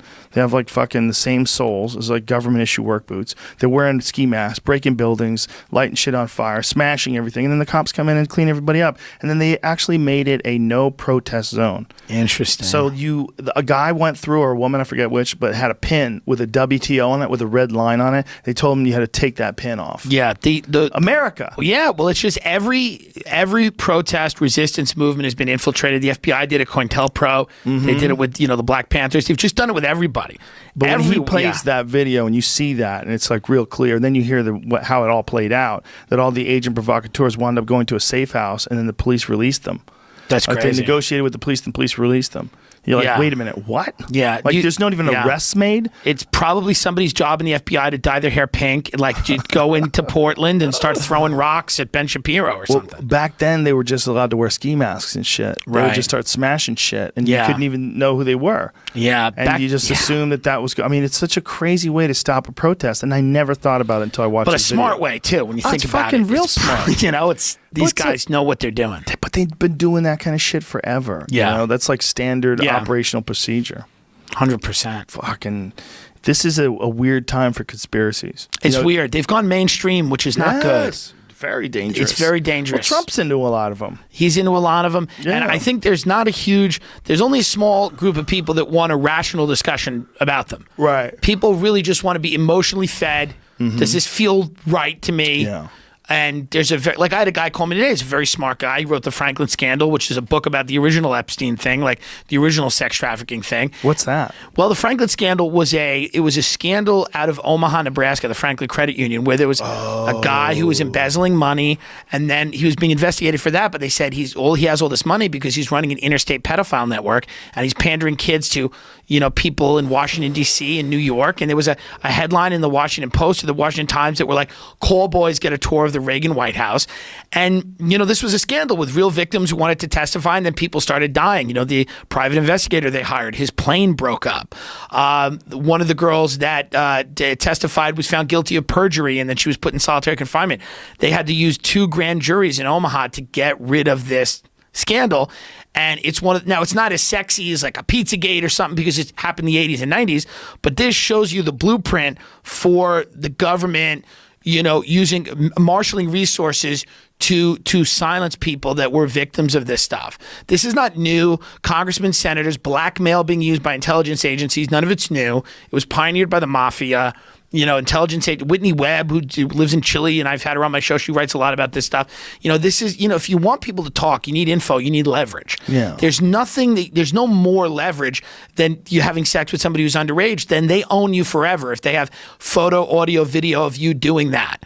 So these things have been going on for a while. And the Franklin Scandal was one of the first. But, the guy who wrote it, this guy Nick Bryant, called me today, and he goes, "I can't get any agents. It's very hard because, the reality is mainstream media is uninterested in a lot of these stories unless they're current and they're sexy, and online fringe people are only interested if they're insane." Well, there's so many of them now, though, too. There's so many. It's hard to keep track. Like, you were just saying that you were just in Dallas. Did you do the drive? Did you do the I didn't do the drive, but I went to the X where he was shot. Oh, where he was shot. There was 5 Canadians there, and they were like, I was just started giving them an impromptu tour of Dallas because they were like, "Is this where Kennedy got wet?" And I'm like, "Yeah, this is how it happened." How many people do you think have stood there and went like this? Right, yeah, a ton. I wanted to do it. Yeah, there it is. There it is. Wow. I wanted to do it with a Popeye's chicken sandwich and just write, this is America. It says this is where Princess Diana was killed. Yeah, we just had a little fun. Is that really where Kennedy was killed, though? That's exactly where he was shot. That's exactly where. And how cryptic is that? Look how angry you look. You're a crazy person. Well, I'm just trying to have a little fun. I understand. It's a weird thing to joke around about. I know. But then you go to the school book depository, and it is super close. Like, it could have happened. Oh, for sure. 100%. Listen, everybody who says there's no way he could have made those shots is out of their fucking mind. It's not that that far. That is not the thing that makes me think it's a conspiracy. It's literally everything else. Yeah. It's every other component of the story. Yeah, there's It's a lot of Oswald being components. shot Yes. immediately. Yes. I mean, that's... Oswald surely could have been in on it. Of course. Yes. He Of could course. He could have definitely been in on it. Or he could have definitely been set up. I mean, Both it's of like- those things are possible. And Dallas has an interesting energy because of that. Yeah. Like, it's a great city, but it does feel like a city of people that keep their mouth shut. Mm-hmm. A lot of big corporate steakhouses, high-end hotels. Yeah. A lot of people carving up, deals. It just feels like, something's going on. Yeah. There it is. There it is. So that's where he is, and that's the building up there. See, that's not that far. It can happen. I think they said it's just like 150 yards or something like that. It's not, when you're actually there, it looks even closer than this. Yeah. How many yards was it, Jamie? Find out how many yards Oswald had to shoot to hit Kennedy. But it's totally doable. And people that say that's not, you're crazy. They're nuts. And people that say that you can't load a gun that fast, maybe you can't. I bet you someone can do it faster than you. Yeah. I've seen guys use bolt-action rifles fast as fuck. Yeah. Could they get off 3 shots in that amount of time? I don't know, but I don't think it's magic. I don't think it's like something impossible. The other thing they said was like that the scope was off. Like, anybody said that doesn't know shit about scopes. All you have to do is handle it a little bit, drop it, bang it against things. It was, to me, Scope it was goes off. the idea that guy was killed immediately. Mm-hmm. And then obviously I've read a couple of books on it, but the idea that he gets killed immediately, that's where you go, something's wrong. Yeah. Oh, yeah. Something's just completely... 183 meters is what I just found. 183 meters. What is that in yards? It's about 200 yards. Is it? That's what this says. I don't know if this is what the accurate measurement was, but that's what I just found. That's interesting. I didn't know it was that much of a disparity. This says it was never more than 90 yards from the Oswald's supposed location. So there's a lot. I mean. Oh, okay. So where he went when he got the final shot was that far? It was 200 yards? No, that doesn't make any sense. Yeah. He was never more than 90 yards from Oswald's location. How's that work? 2 separate. I didn't know that 183 meters was 200 yards. That's crazy. Yeah. A meter's pretty close to a yard. Yeah, it's pretty similar. Right, but that's why I thought it would be like 185 or something like that. Like, there's actually a formula for doing that, for converting meters to yards. You add one of the last numbers or some shit. I forget how it works. It's an interesting thing because it really is, Christopher Hitchens said that the Kennedy assassination was the movement that moment was the psychic movement of the 60s started. Mm-hmm. Like, that was the fracturing of reality for a lot of people in the same way that maybe Epstein was, where it just kind of... No, a president's got to be way bigger, man. It's huge. It was huge. It was this big thing that, it was a traumatic event that people dealt with in a bunch of different ways. No one's sitting around going, do you remember where you were? When Epstein died? Well, you don't have the friends I do. It's a lot of people on Reddit saying that. But it's like 9/11. Of course. Almost. Yeah. Similar. Yeah. Almost like... Those are the events. Unless you knew somebody in 9/11, it's probably bigger than Do you 9/11. think it's possible that down the road, not that the government did it, but that we find out that there was a substantial cover-up? We didn't know about Saudi Arabia, their involvement for a while. For 9/11? Yeah. Do you think it's possible that you don't know the whole story? It's totally possible. I don't have any idea what was being done or who was involved. And I know that there was a bunch of hijackers and they flew planes into those buildings, but who was behind that? Who the fuck knows? Yeah. How would we know? Great question. What part of what part of Saudi Arabia where they all came from? Like where'd they get their orders from? Like how they organize this? I mean, I think they know a certain amount, and I think a certain amount they'll probably never know. Yeah.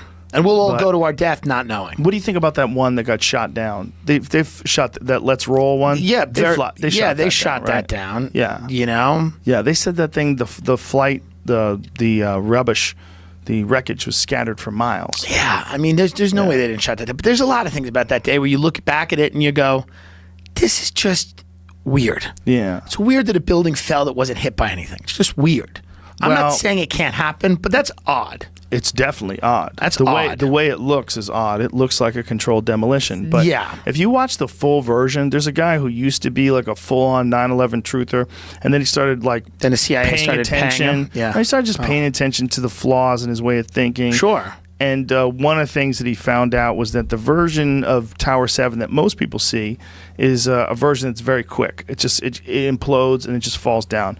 But for minutes before that, you can watch the center of the thing collapse inside of it. Oh, interesting. Have you ever seen that version? I've never seen that version. Pull up the Can we see that one? version. Yeah, it's very interesting. Full version of Tower 7 collapsing. Yeah. See if you can find one that includes because the 9/11 people center. get so crazy. They're like, there were no buildings. It's all holograms. There were no planes. there New was no York planes, doesn't there were exist. missiles. You know, I mean, it's nuts. Yeah. But I want to see the uncut Building 7 Do you because think maybe a plane hit the Pentagon? I mean, think so. well, okay, but just release. I just want to see one video Yes. of it happening. Right. Just show me one video. Do you think they have a video? Is there There's some 80 weird cameras video? on the Pentagon. Just show me one video of it happening. I Isn't think there it probably one video happened. of a plane hitting the Pentagon? There's one, but it's very weird. The frames are very weird. Yeah, it's weird. Just show me the video. I want to believe a Meanwhile, plane hit the Pentagon. The rover on the fucking moon is taking beautiful video. This is what I'm saying. This is the problem. You This got a is the fucking issue. camera. You imagine if you have some shit that's like 1,000 times worse than like one of them doorbell cameras. Yeah. They got 1,000 times worse, and it's viewing the goddamn Pentagon. They're putting it together from cell phone cameras. I understand that technology was different. Just show me a video of a plane hitting the Pentagon, and I'm good. I'm with you. What do you think? It could be a missile? I don't know, but I just want to know why there's no one video. We got to see a video. Isn't that crazy? Why am I crazy for saying, can I just see one video of the thing happening that you said happened? Well, did you know that maybe this is not true, and Jamie's going to be checking this one out soon. The area in the Pentagon that got hit was refortified. Was the same area where they were doing the accounting. Yeah. Where they were trying to figure out where the $1 trillion is missing that Rumsfeld was talking about on camera. I think the day before, right? Wasn't he? It's an interesting situation. Didn't he say that there's like missing money? Like they're trying to figure out. Wasn't Rumsfeld like out on the lawn? Like these people what are they doing? They're just doing You're press. not in a bunker, you're out on the lawn. I don't know what happened. I mean, listen. It was something crazy, like trillions of dollars. 2.3. It's a 2.3 trillion. Oh my God. I mean, you know. And so the next day, to see if that's true, that area of the Pentagon that held the accounting. I don't think they tell you what. Just see if you can Google the area of the Pentagon that was hit contained the accounting offices. Jamie, I believe the dark web will have it. The dark web will have it, Jamie. I feel like I read that though.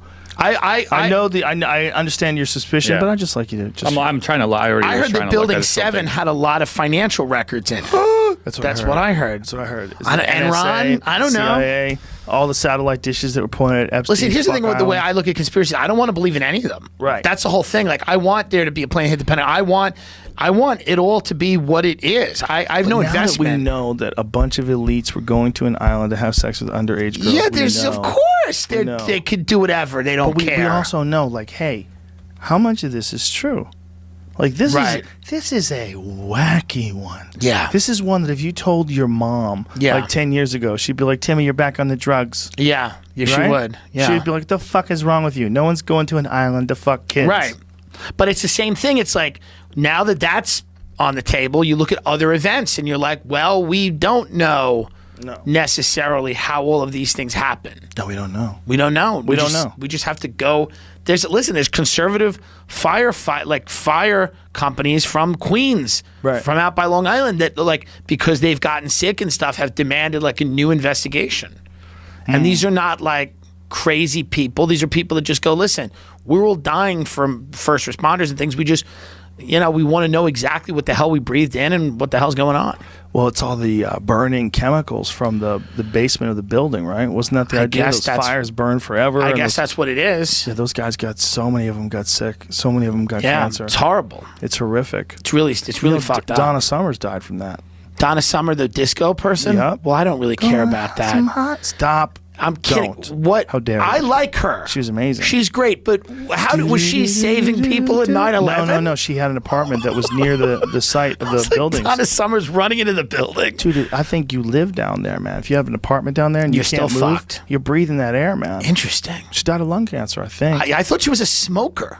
I don't think she was. I thought she would just smoke cigarettes and do coke and live a fun disco life. How dare you? I think she found the Lord. I had no idea she was a first responder. After she, she gave up on all that hot love. She was going through the wreckage. Yeah, no, God she bless was her. not going through the She was records. just living She was there. just living in her apartment. Okay. I think that's the idea. Of course, people. There are people that are probably very sick. Oh yeah, man. Yeah, it's and they were lied to about the risks. Well, I don't think anybody knew. That's Because nobody true. had ever had to endure an inferno in the basement of a gigantic building in a Yeah. metropolitan city that lasted for weeks. It's crazy. Right after planes crash, all the dust is in the air, all the fucking pollutants, and particulates, and everybody's breathing all that shit in. I mean, you got to go back to work eventually, right? Yeah, So when you go back to 100%. work, a week later, 2 weeks later, guess what? The air's still fucked up. Yeah. Well, I'm sorry to hear about Donna Summer. Yeah, I'm pretty sure that's correct. Yeah, But I'm Listen, wrong a lot. Can we see if can you pull up a video of Donna Summer breathing in the fumes at Ground Zero? Oh, you fuck. She's great. I saw her at Jones Beach. She was really good. Did you? You saw I her saw her live? at Jones Beach live. Yeah, What she year was was great. this? She was older. She had, it was her comeback. It was like the 2000 and Donna Summer blamed 9/11 for lung cancer. It was like 2000. She was coming back. She released a greatest hits album. You and your ad blocker, you son of a bitch. Those ad blockers. Yeah, those my websites producer know it. Ben has them too, and he's always Look got at that. Donna Summer, 9/11 gave me cancer. Well, that's Yeah. not a fun song, is it? No. That's not a fun Donna song. Summer was convinced that inhaling toxic air after 9/11 gave her the lung cancer that eventually killed her. TMZ has learned. Source close to the singer tells TMZ, who we're hearing this morning, that Donna was in New York City during 9/11, living at an apartment near Ground Zero. Donna became almost paranoid about breathing the air, which was heavy with a rancid odor. Oh, Gotta move. You Jesus. gotta move. Gotta oh my move. God. In the months and years following 9/11, Donna's feelings intensified. One source tells us that when he was around Donna, she would constantly spray some sort of disinfectant in the air. Danny Terrio, the host of Dance Fever, tells us when he was around Donna post 9/11, she would hang 6 sheets in her dressing room to prevent dust from coming in. Well, oh my God, dude. she sounds like she did die of it. Yeah, And she also sounds like she was being annoying in the end. She sounds like she's being a little annoying. With her sheets. It's a little annoying, Donna. In episode number 2355 with Mike Baker, Joe Rogan breaks down the bizarre contradictions surrounding the Epstein files. The Epstein stuff is so crazy because when Kash Patel was on here and he was like, there's nothing. And I was like, what are you talking? Yeah. I didn't even know what to say. My thought was, and people are like, why didn't you push back more? My thought was like, I'm just going to put this out there and let the internet do its work because there's nothing I can. The guy's saying there's no tapes, there's no video. That doesn't make any sense. Everyone knows it doesn't make any sense. And then he didn't know about the Michael Baden stuff, the autopsy stuff, where it showed that he had 3 broken bones in his neck, which never happens when you hang yourself. Even when you leap from somewhere with a rope around your neck and it snaps your neck, you never have 3 And he's broken in a prison bones. cell. He's not launching himself off the first floor balcony. The whole thing was nuts. And then he's like, well, we have a film. We're going to release that film. And the film has a fucking minute missing from it. Yeah. Like, do you think we're babies? Like, what is this? Also, you got people, including Dan Bongino, right, making bank for a couple of years talking about how awful it is, and we got to get this shit, and this is a huge conspiracy, and then you release a 2-page memo that says, there's nothing to see here. Yeah, because you're walking by your bedroom window and you see a little laser, red laser moving across your chest. Yeah, but it really is. It's so look. You know me. I'm not a conspiracy guy by you are nature. today. But I am today. Today, I'm fully on board with this shit. Everybody's in today. Yeah, no, but they're actually doing right as we speak. And I find this fascinating. Is that the Assistant Attorney General Todd Blanche is down in Florida for an interview with Ghislaine Maxwell. Right? And she's serving 20 years in a Florida prison for sex trafficking. Right? To who, though? What's that? To who? Well, he's down there to interview her. But I'm saying right. she's sex trafficked to who? She was a co-conspirator of Epstein's, right? But don't you have to have a person who you're sex trafficking to? Exactly. And they talked about the victims somewhat during her trial. It was it was a very difficult trial in the sense of, they're trying to protect certain victims and others were coming forward. But, my surprise was nobody from DOJ has ever, according to her legal team, nobody has ever interviewed her from DOJ. right? So, Department of Justice. So this is the first time the Department of Justice, you're telling me, and meanwhile, up on Capitol Hill, you got Democrats like Adam Schiff and others going, we have got to release these fucking files. They had 4 years under the previous administration, right? Yeah. Look, everybody's fucked in this situation, but they had all that time to do whatever they wanted to do. And nobody, up until this point, apparently, has talked to her. Now, you know, some folks on the legal side are saying, well, look, if she had anything interesting to say, she would have said it during the course of her trial, right, to save herself or to cut a deal. No. But now I don't think so. I don't. They'll kill her. Yeah. Well, the smartest thing for her to do is to keep her fucking mouth shut, which is what she did. Right. They put her in a cushy prison where she could do yoga. Yeah. Yoga in prison. That doesn't sound good. Here's one of my favorite ones. I'm gonna send you this, Jamie, because somebody tweeted this and it's just so perfect. And it just shows you how crazy this whole thing has been, like, from the very beginning. This is someone tweeted this from the Atlantic, and this is what's funny about this. Check this out, Jamie. So it's these fucking people. It's like they all knew her. They all knew him. So many people knew him and knew her, and they're all pretending that they didn't, and no one knew it. Check this out. This is the Atlantic says. Scroll, go up, Beggar, so we can see it. So we can see the quote below it. Below it. I'm trying. I zoomed. No, go back. No, I know. I zoomed. There we go. I can't read it. There it goes. This is what the Atlantic posts. If the Epstein scandal teaches us anything, it's that America needs a dedicated and decently funded group of people whose job it is not to just ask questions, but to find answers. And then this guy, Sean Davis, posts, the woman on the right is Ghislaine Maxwell. She trafficked children for Jeffrey Epstein. The woman on the left owns your magazine. This is so fucking wild. Yeah. Just that alone is so wild that they would have the balls to post that. We need dedicated journalists, not just people asking questions, which is, like, for sure, an attack on podcasts. Like, listen, you guys didn't do shit. Yeah. You didn't do shit.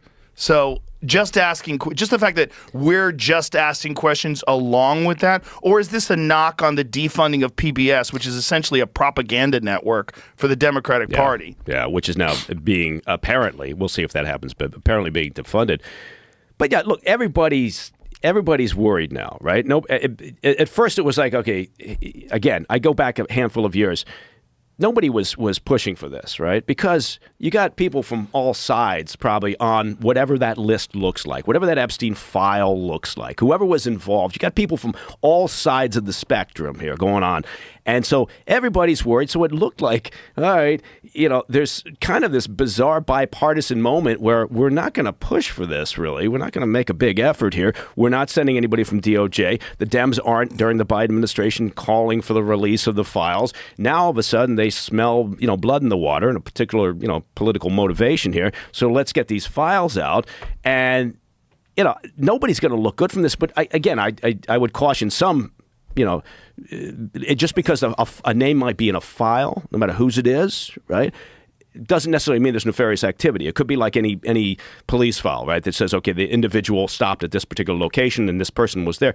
Doesn't mean they're connected to something awful. They weren't fucking underage girls. Maybe they were if they're in the file, right? But I'm just saying there's a lot of people probably in that file that are going to be named, if it ever comes out, who may or may not have been engaged in illegal activity. But just release the goddamn things. The Epstein situation is going to be so disappointing to so many people now because I have this theory that nothing ever gets done in Washington, D.C., right? Investigations go to die there. Nothing ever happens. There's never any real consequences of any nature. And we got all sorts of things happening right now, right? So the Epstein case is just one of them. But right now you've got the Dems focused on Epstein because, you know, they see there's just a good opportunity here to go after Trump, regardless of who else is in the files, right? And the Dems, I think, were worried for quite some time and didn't pursue it because, you know, years back they were thinking, okay, Clinton's going to be embarrassed. We don't want that. Right. So, again, my point would be just release everything. I don't understand how, if you just look at the way that they handled this logistically, whoever thought, because the mob wants to eat, right? And they've been throwing red meat to the mob about Epstein files now for years. It's part of how they got elected. Right.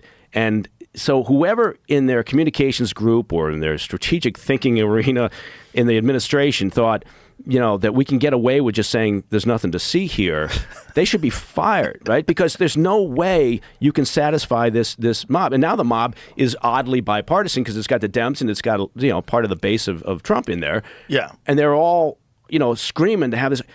God damn it, just release this shit. Otherwise, this is going to be around like Martin Luther King and John F. Kennedy. And well, that's what's crazy. They did release more Martin Luther King documents, which is really crazy. Like, why are you holding secrets about the murder of one of the most beloved historical figures of all time from 1968? Part of that and is you a family just released request. It? Yeah, part of that's a family request. The family has asked, in the past on a number of occasions, they really don't want some of this because some of it's salacious about, Martin Luther King, which doesn't take away from everything that he did, right, as a leader of a cause and a movement. But some of it is, extramarital affairs. Yeah. Things along So those there's lines. been some push to be concerned about that. But yeah, now do the Epstein files. Well, they'll do it in the same amount of time, 56 years from now. Yeah. Just like they did with him. It's 56 fucking years later they released this stuff. And we're still not any closer to, I mean, again, I don't want to disappear down that rabbit hole, but we're still not any closer with Martin Luther King. I'm, again, not a conspiracy guy except today, apparently, but there's shit there. Well, you've said multiple times that if there's one that you think looks really bad, it's that one. It's that one. But I going back to, I know I'm bouncing around here, but going back to the Epstein thing, I don't understand how they handled this so poorly, right? For Pam Bondi to come out and talk about the files and oh my God, and then like within a blink of an eye, they come out with this bullshit Sunday night memo saying there's nothing to see.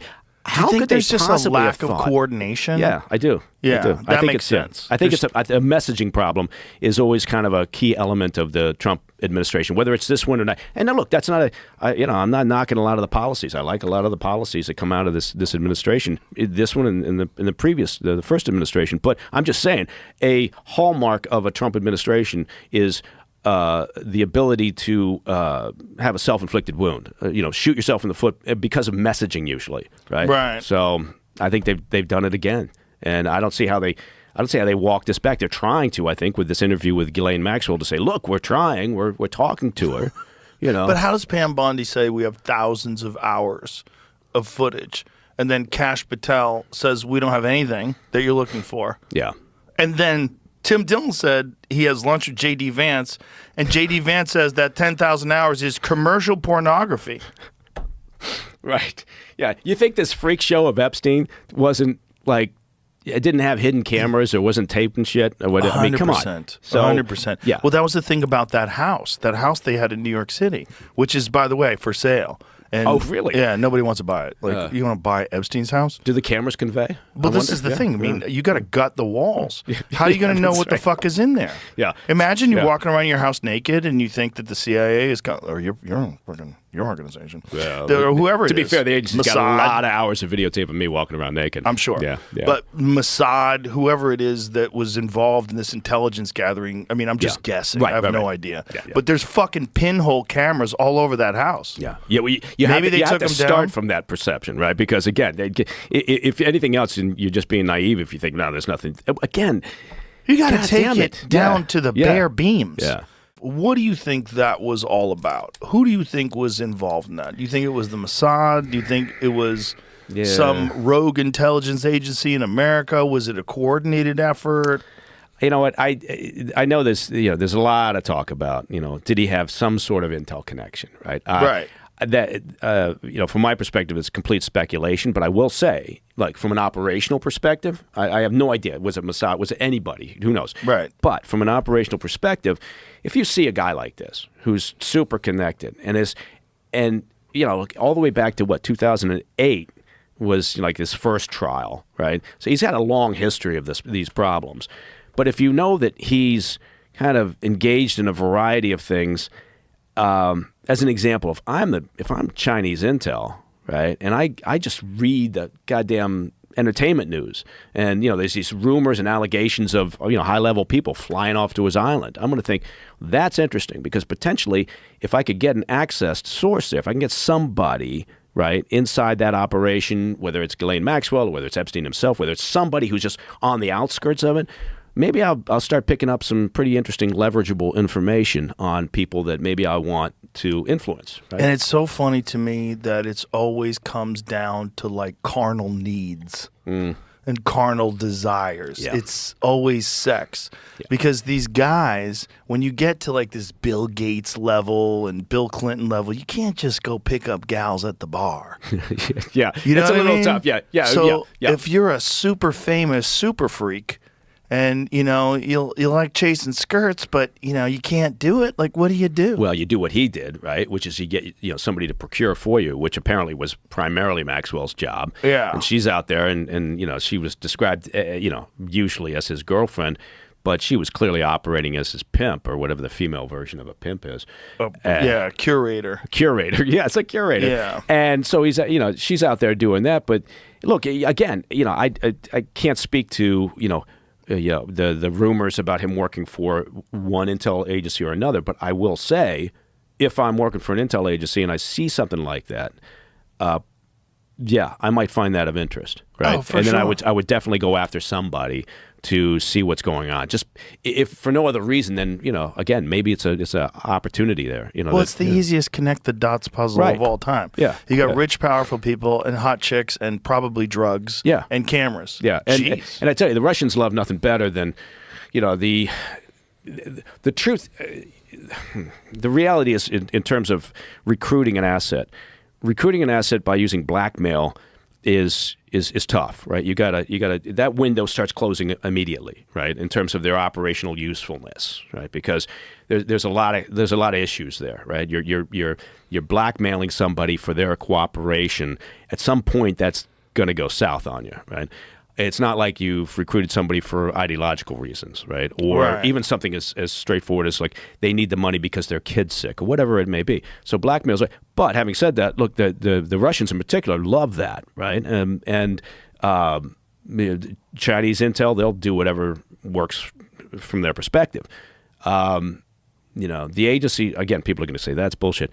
The agency tries, the blackmail is never really ever on the table as an option because it always leads to a problem. And sometimes those problems can be very, very bad. In terms of in what way? What do you mean? well, by this? the asset will turn on you, right? Next thing you know, you've got an agent working now, a double agent working for the other side, right? Because they're so fucked over by the fact that they've been blackmailed.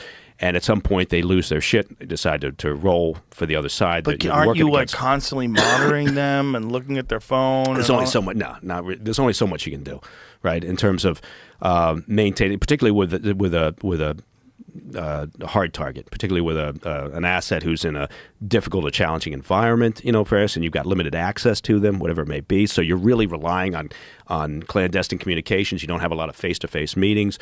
And at some point, you never know when things are heading south, right? And then the next thing you know, look, that. So that's the operational reason for trying to avoid blackmail, right? Has it ever been done? Well, sure, yeah. I mean, I'm not saying it hasn't been done, Of course. but some services go to it much quicker than others do. Yeah. And which services And I are would those? well again the Russians are primary users of something like that. They've got a shotgun approach. Yeah, Israelis have been known to do that in the honeypot operations that they'll do and other things. But the Russians throw a lot of shit at the wall and see what sticks. Right? It's a very much a shotgun approach. Right? And honestly, sometimes that can work. Right? Wasn't that kind of, if you thought about this island, if you're bringing award-winning scientists, like famous people, politicians, world leaders, all to one place, you're basically throwing as much shit against the wall as you can. Yeah. And then you have all this stuff on all these different people, and they know it. And so then you just kind of like, wasn't there like some CEO that had to step down because he wound up giving Epstein, it was found out that he gave Epstein like $150 million that they couldn't explain why? Well, okay. Wasn't that the case, Jamie?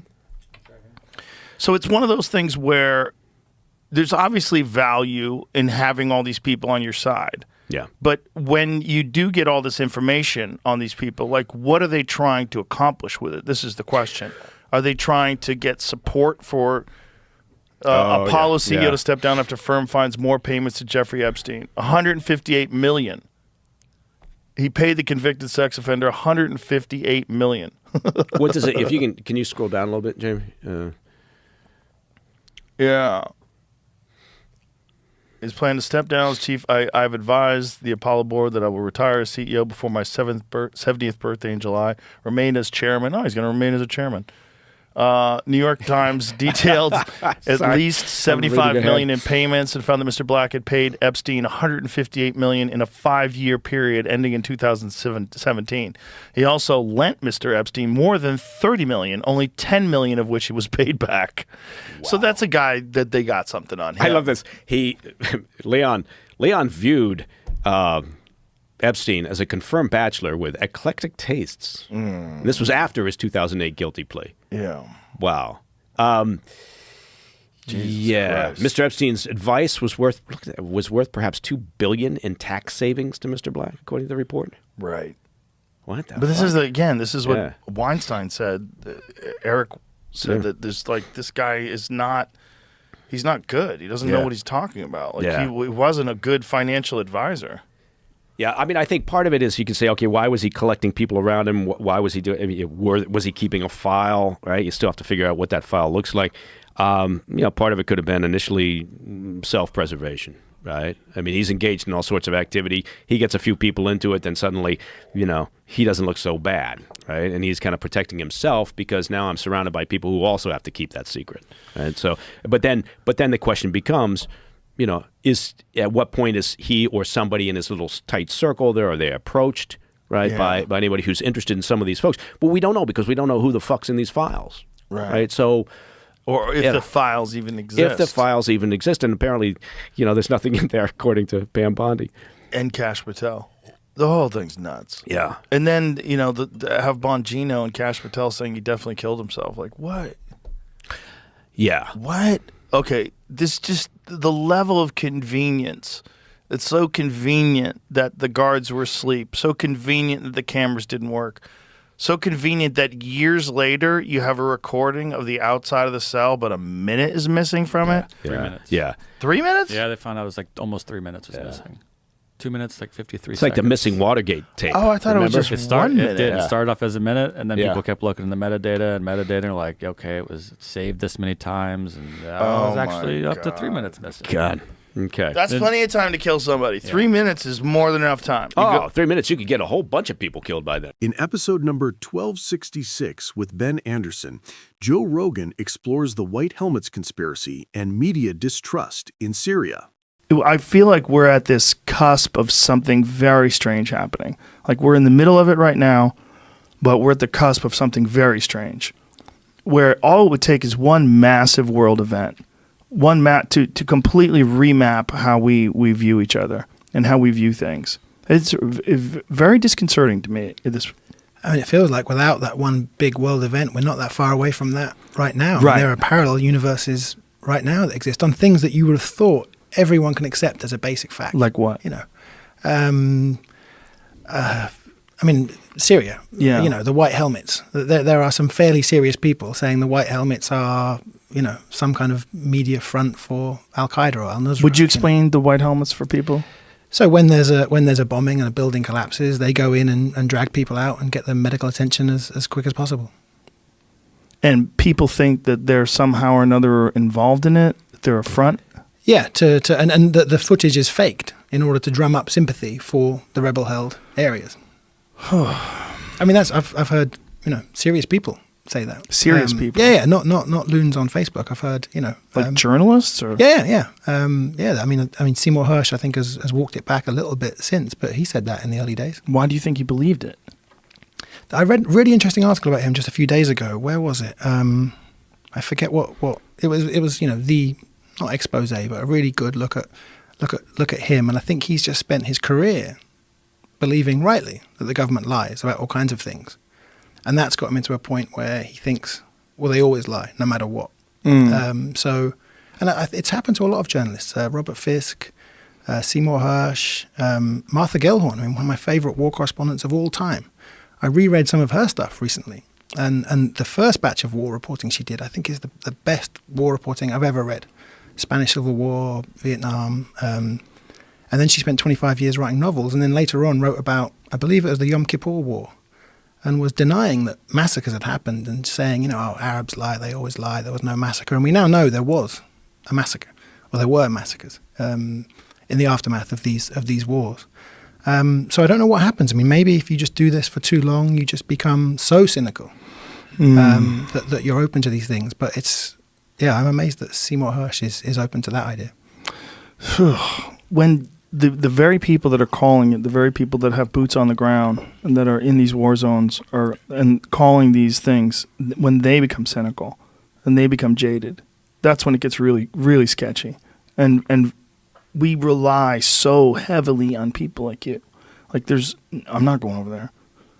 Yeah. Jamie's not going over there. Look at him. You know what I'm saying? I mean, and you wouldn't be able to really get, like, I know people that have gone to Venezuela and they come back and they go, I don't know what the fuck is going on over there. I don't know who to believe. I don't understand it. Venezuela is a very strange one. And I get messages all the time. And, I've had Abby Martin who goes over there and she has one take on it. And I have other people that I talk to that have a different take on it. And I do not know. I don't know who to believe. And I think you'd have to go over there and you'd have to spend a lot of time to try to figure this out. And it would have to be the entire focus of your life to really try to parse it out. I think that's true of a lot of conflicts. I mean, one of the drawbacks of doing what I do is I'm covering 7 or 8 things at once. So I feel like I'm not expert enough in even Afghanistan, where I've covered that more than any other. But Venezuela is an interesting one because there's such a left-right divide on that. And if you support the opposition, then you find yourself alongside John Bolton and Donald Trump, which means that a lot of people are going to automatically attack you. Right. Automatically. Yeah. Even if it's correct. And I think it's, we can say without a doubt that Maduro has destroyed the economy there. Maduro has imprisoned, beaten, killed journalists. There is a movement there that do want genuine elections. But some people will say, well, just because George Bush in another area or John Bolton in this era support the opposition, therefore the opposition must be illegitimate and the information coming out must be false. And I wish people did rely on people who actually went there, but it doesn't feel like that. It feels like they rely on the guy behind the glass desk on the news with the loud opinion, rather than the people who are actually there. Well, we still have this idea in our head that the person who's reading the news is the authority. That Don Lemon has the inside scoop, or whoever it is. And I think it used to be that those guys would spend 20 or 30 years traveling, and then they'd get the cushy job behind the glass desk in the studio. Now it seems like you can go straight to the cushy job behind the glass desk. Well, we just need someone who's relatable, who can read a teleprompter, who fits the profile that they're looking for, whether it's Fox News or CNN, And also the information is there. There are fantastic documentaries, articles being written about all of these conflicts. Right. People aren't reading them. Well, with something like Venezuela, the real problem is you have 2 sides. You have 2 different versions of what's happening, and it's if you're not educated in that country and you don't understand their politics, it's very difficult to figure out who's telling the truth. Yeah, same with Syria. Yeah. Episode number 2274.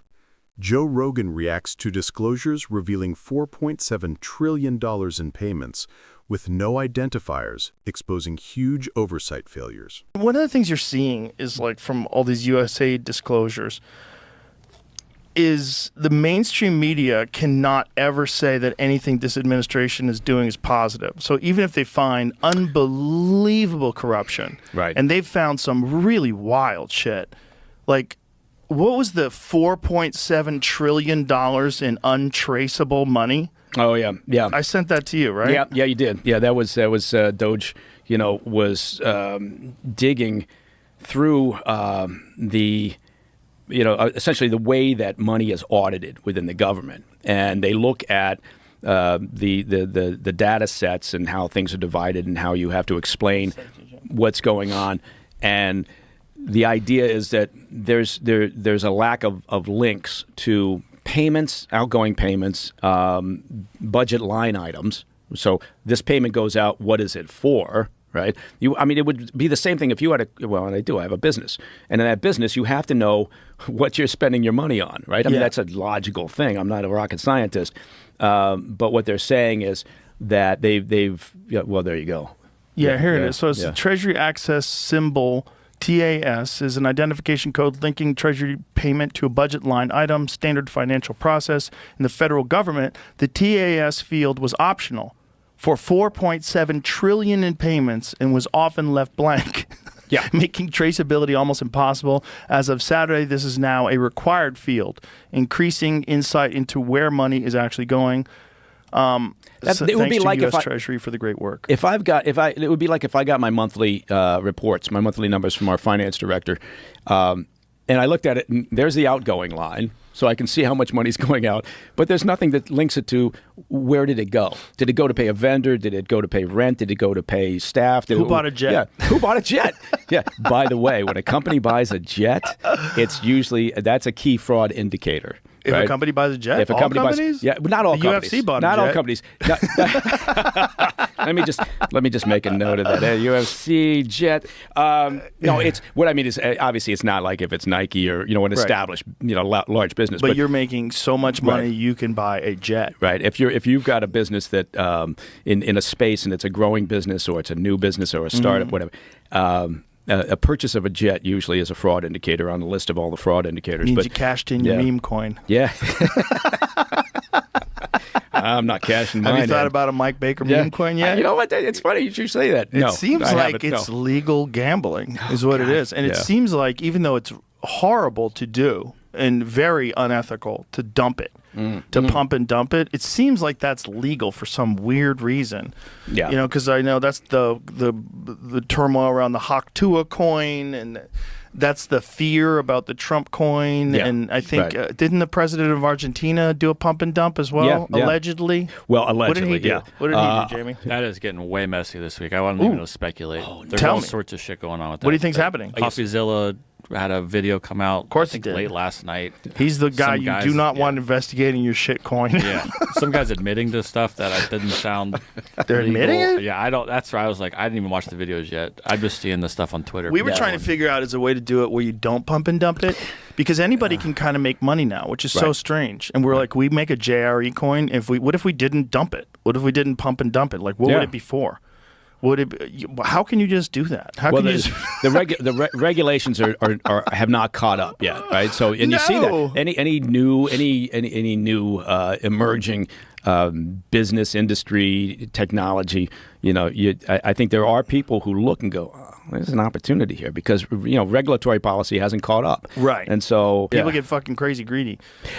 They do. How much is enough? Well, they hang out with other billionaires. That's the problem. Yeah, and you're always comparing yourself to the guy who's got $3 billion. You got $1 billion, and you're not. How the fuck can you have that much money and not be happy? That's the part I don't. Well, that's what it gets weird. But I get it. Like if I hang out with Elon Musk, I feel poor. So does everybody else on the planet. Yeah. He's still the richest guy. When you meet really, really rich people, you feel poor, even if you're really wealthy. Well, that's the funny thing with him. I always think, like right now, the past couple of weeks in particular, it seems like people are just losing their shit and dropping onto the fainting couch over the idea that he's accessing your private information, right? What's he going to do? He's accessing your private information. And you think, okay, well, first of all, I don't think the guy is looking to scam you out of $500, right? Right, but the argument's good. Like, he shouldn't be able to scan your information. But also, is there any evidence that he's doing that? And here's the other question. Who else has access to this? Well, it turns out about every company turns out there. out a lot of people have access to this. Even students that are interns who work in the department have access to this. Yeah, I think what they're doing is they're making an argument, and it's a good one, right? If you have if he was evil, if you do have this evil billionaire who wants to control the world and has access to everyone's credit card and just steals all your money or does whatever. Didn't that used to be Jeff Bezos? I thought he was the guy who they were focused on. They were for a while, but he's just balling. Jeff is just like hanging out on his yacht, bagging his super hot wife. Like he's having a good time. That sounds a lot better than like chasing government waste and fraud. Yeah, frankly. And I remember when Elon Musk was criticizing him for not working hard enough. I'm like, wait a minute. Yeah, what is work for? That guy's got $200 billion. I think you can chill. Yeah. When you get $200 billion, then it's time to get that fucking crazy yacht. Yeah. Once you start launching your own rocket ships. Yeah, you got a rocket shaped like a dick. You're literally trying to fuck space. That's Austin Powers. Yeah, have a good time. God. I like the way Jeff Bezos is doing it. Yeah. I mean, but I appreciate the fact that Elon is so psychotic in his drive. bizarre, and also in the face of overwhelming hate. Oh my God, it is.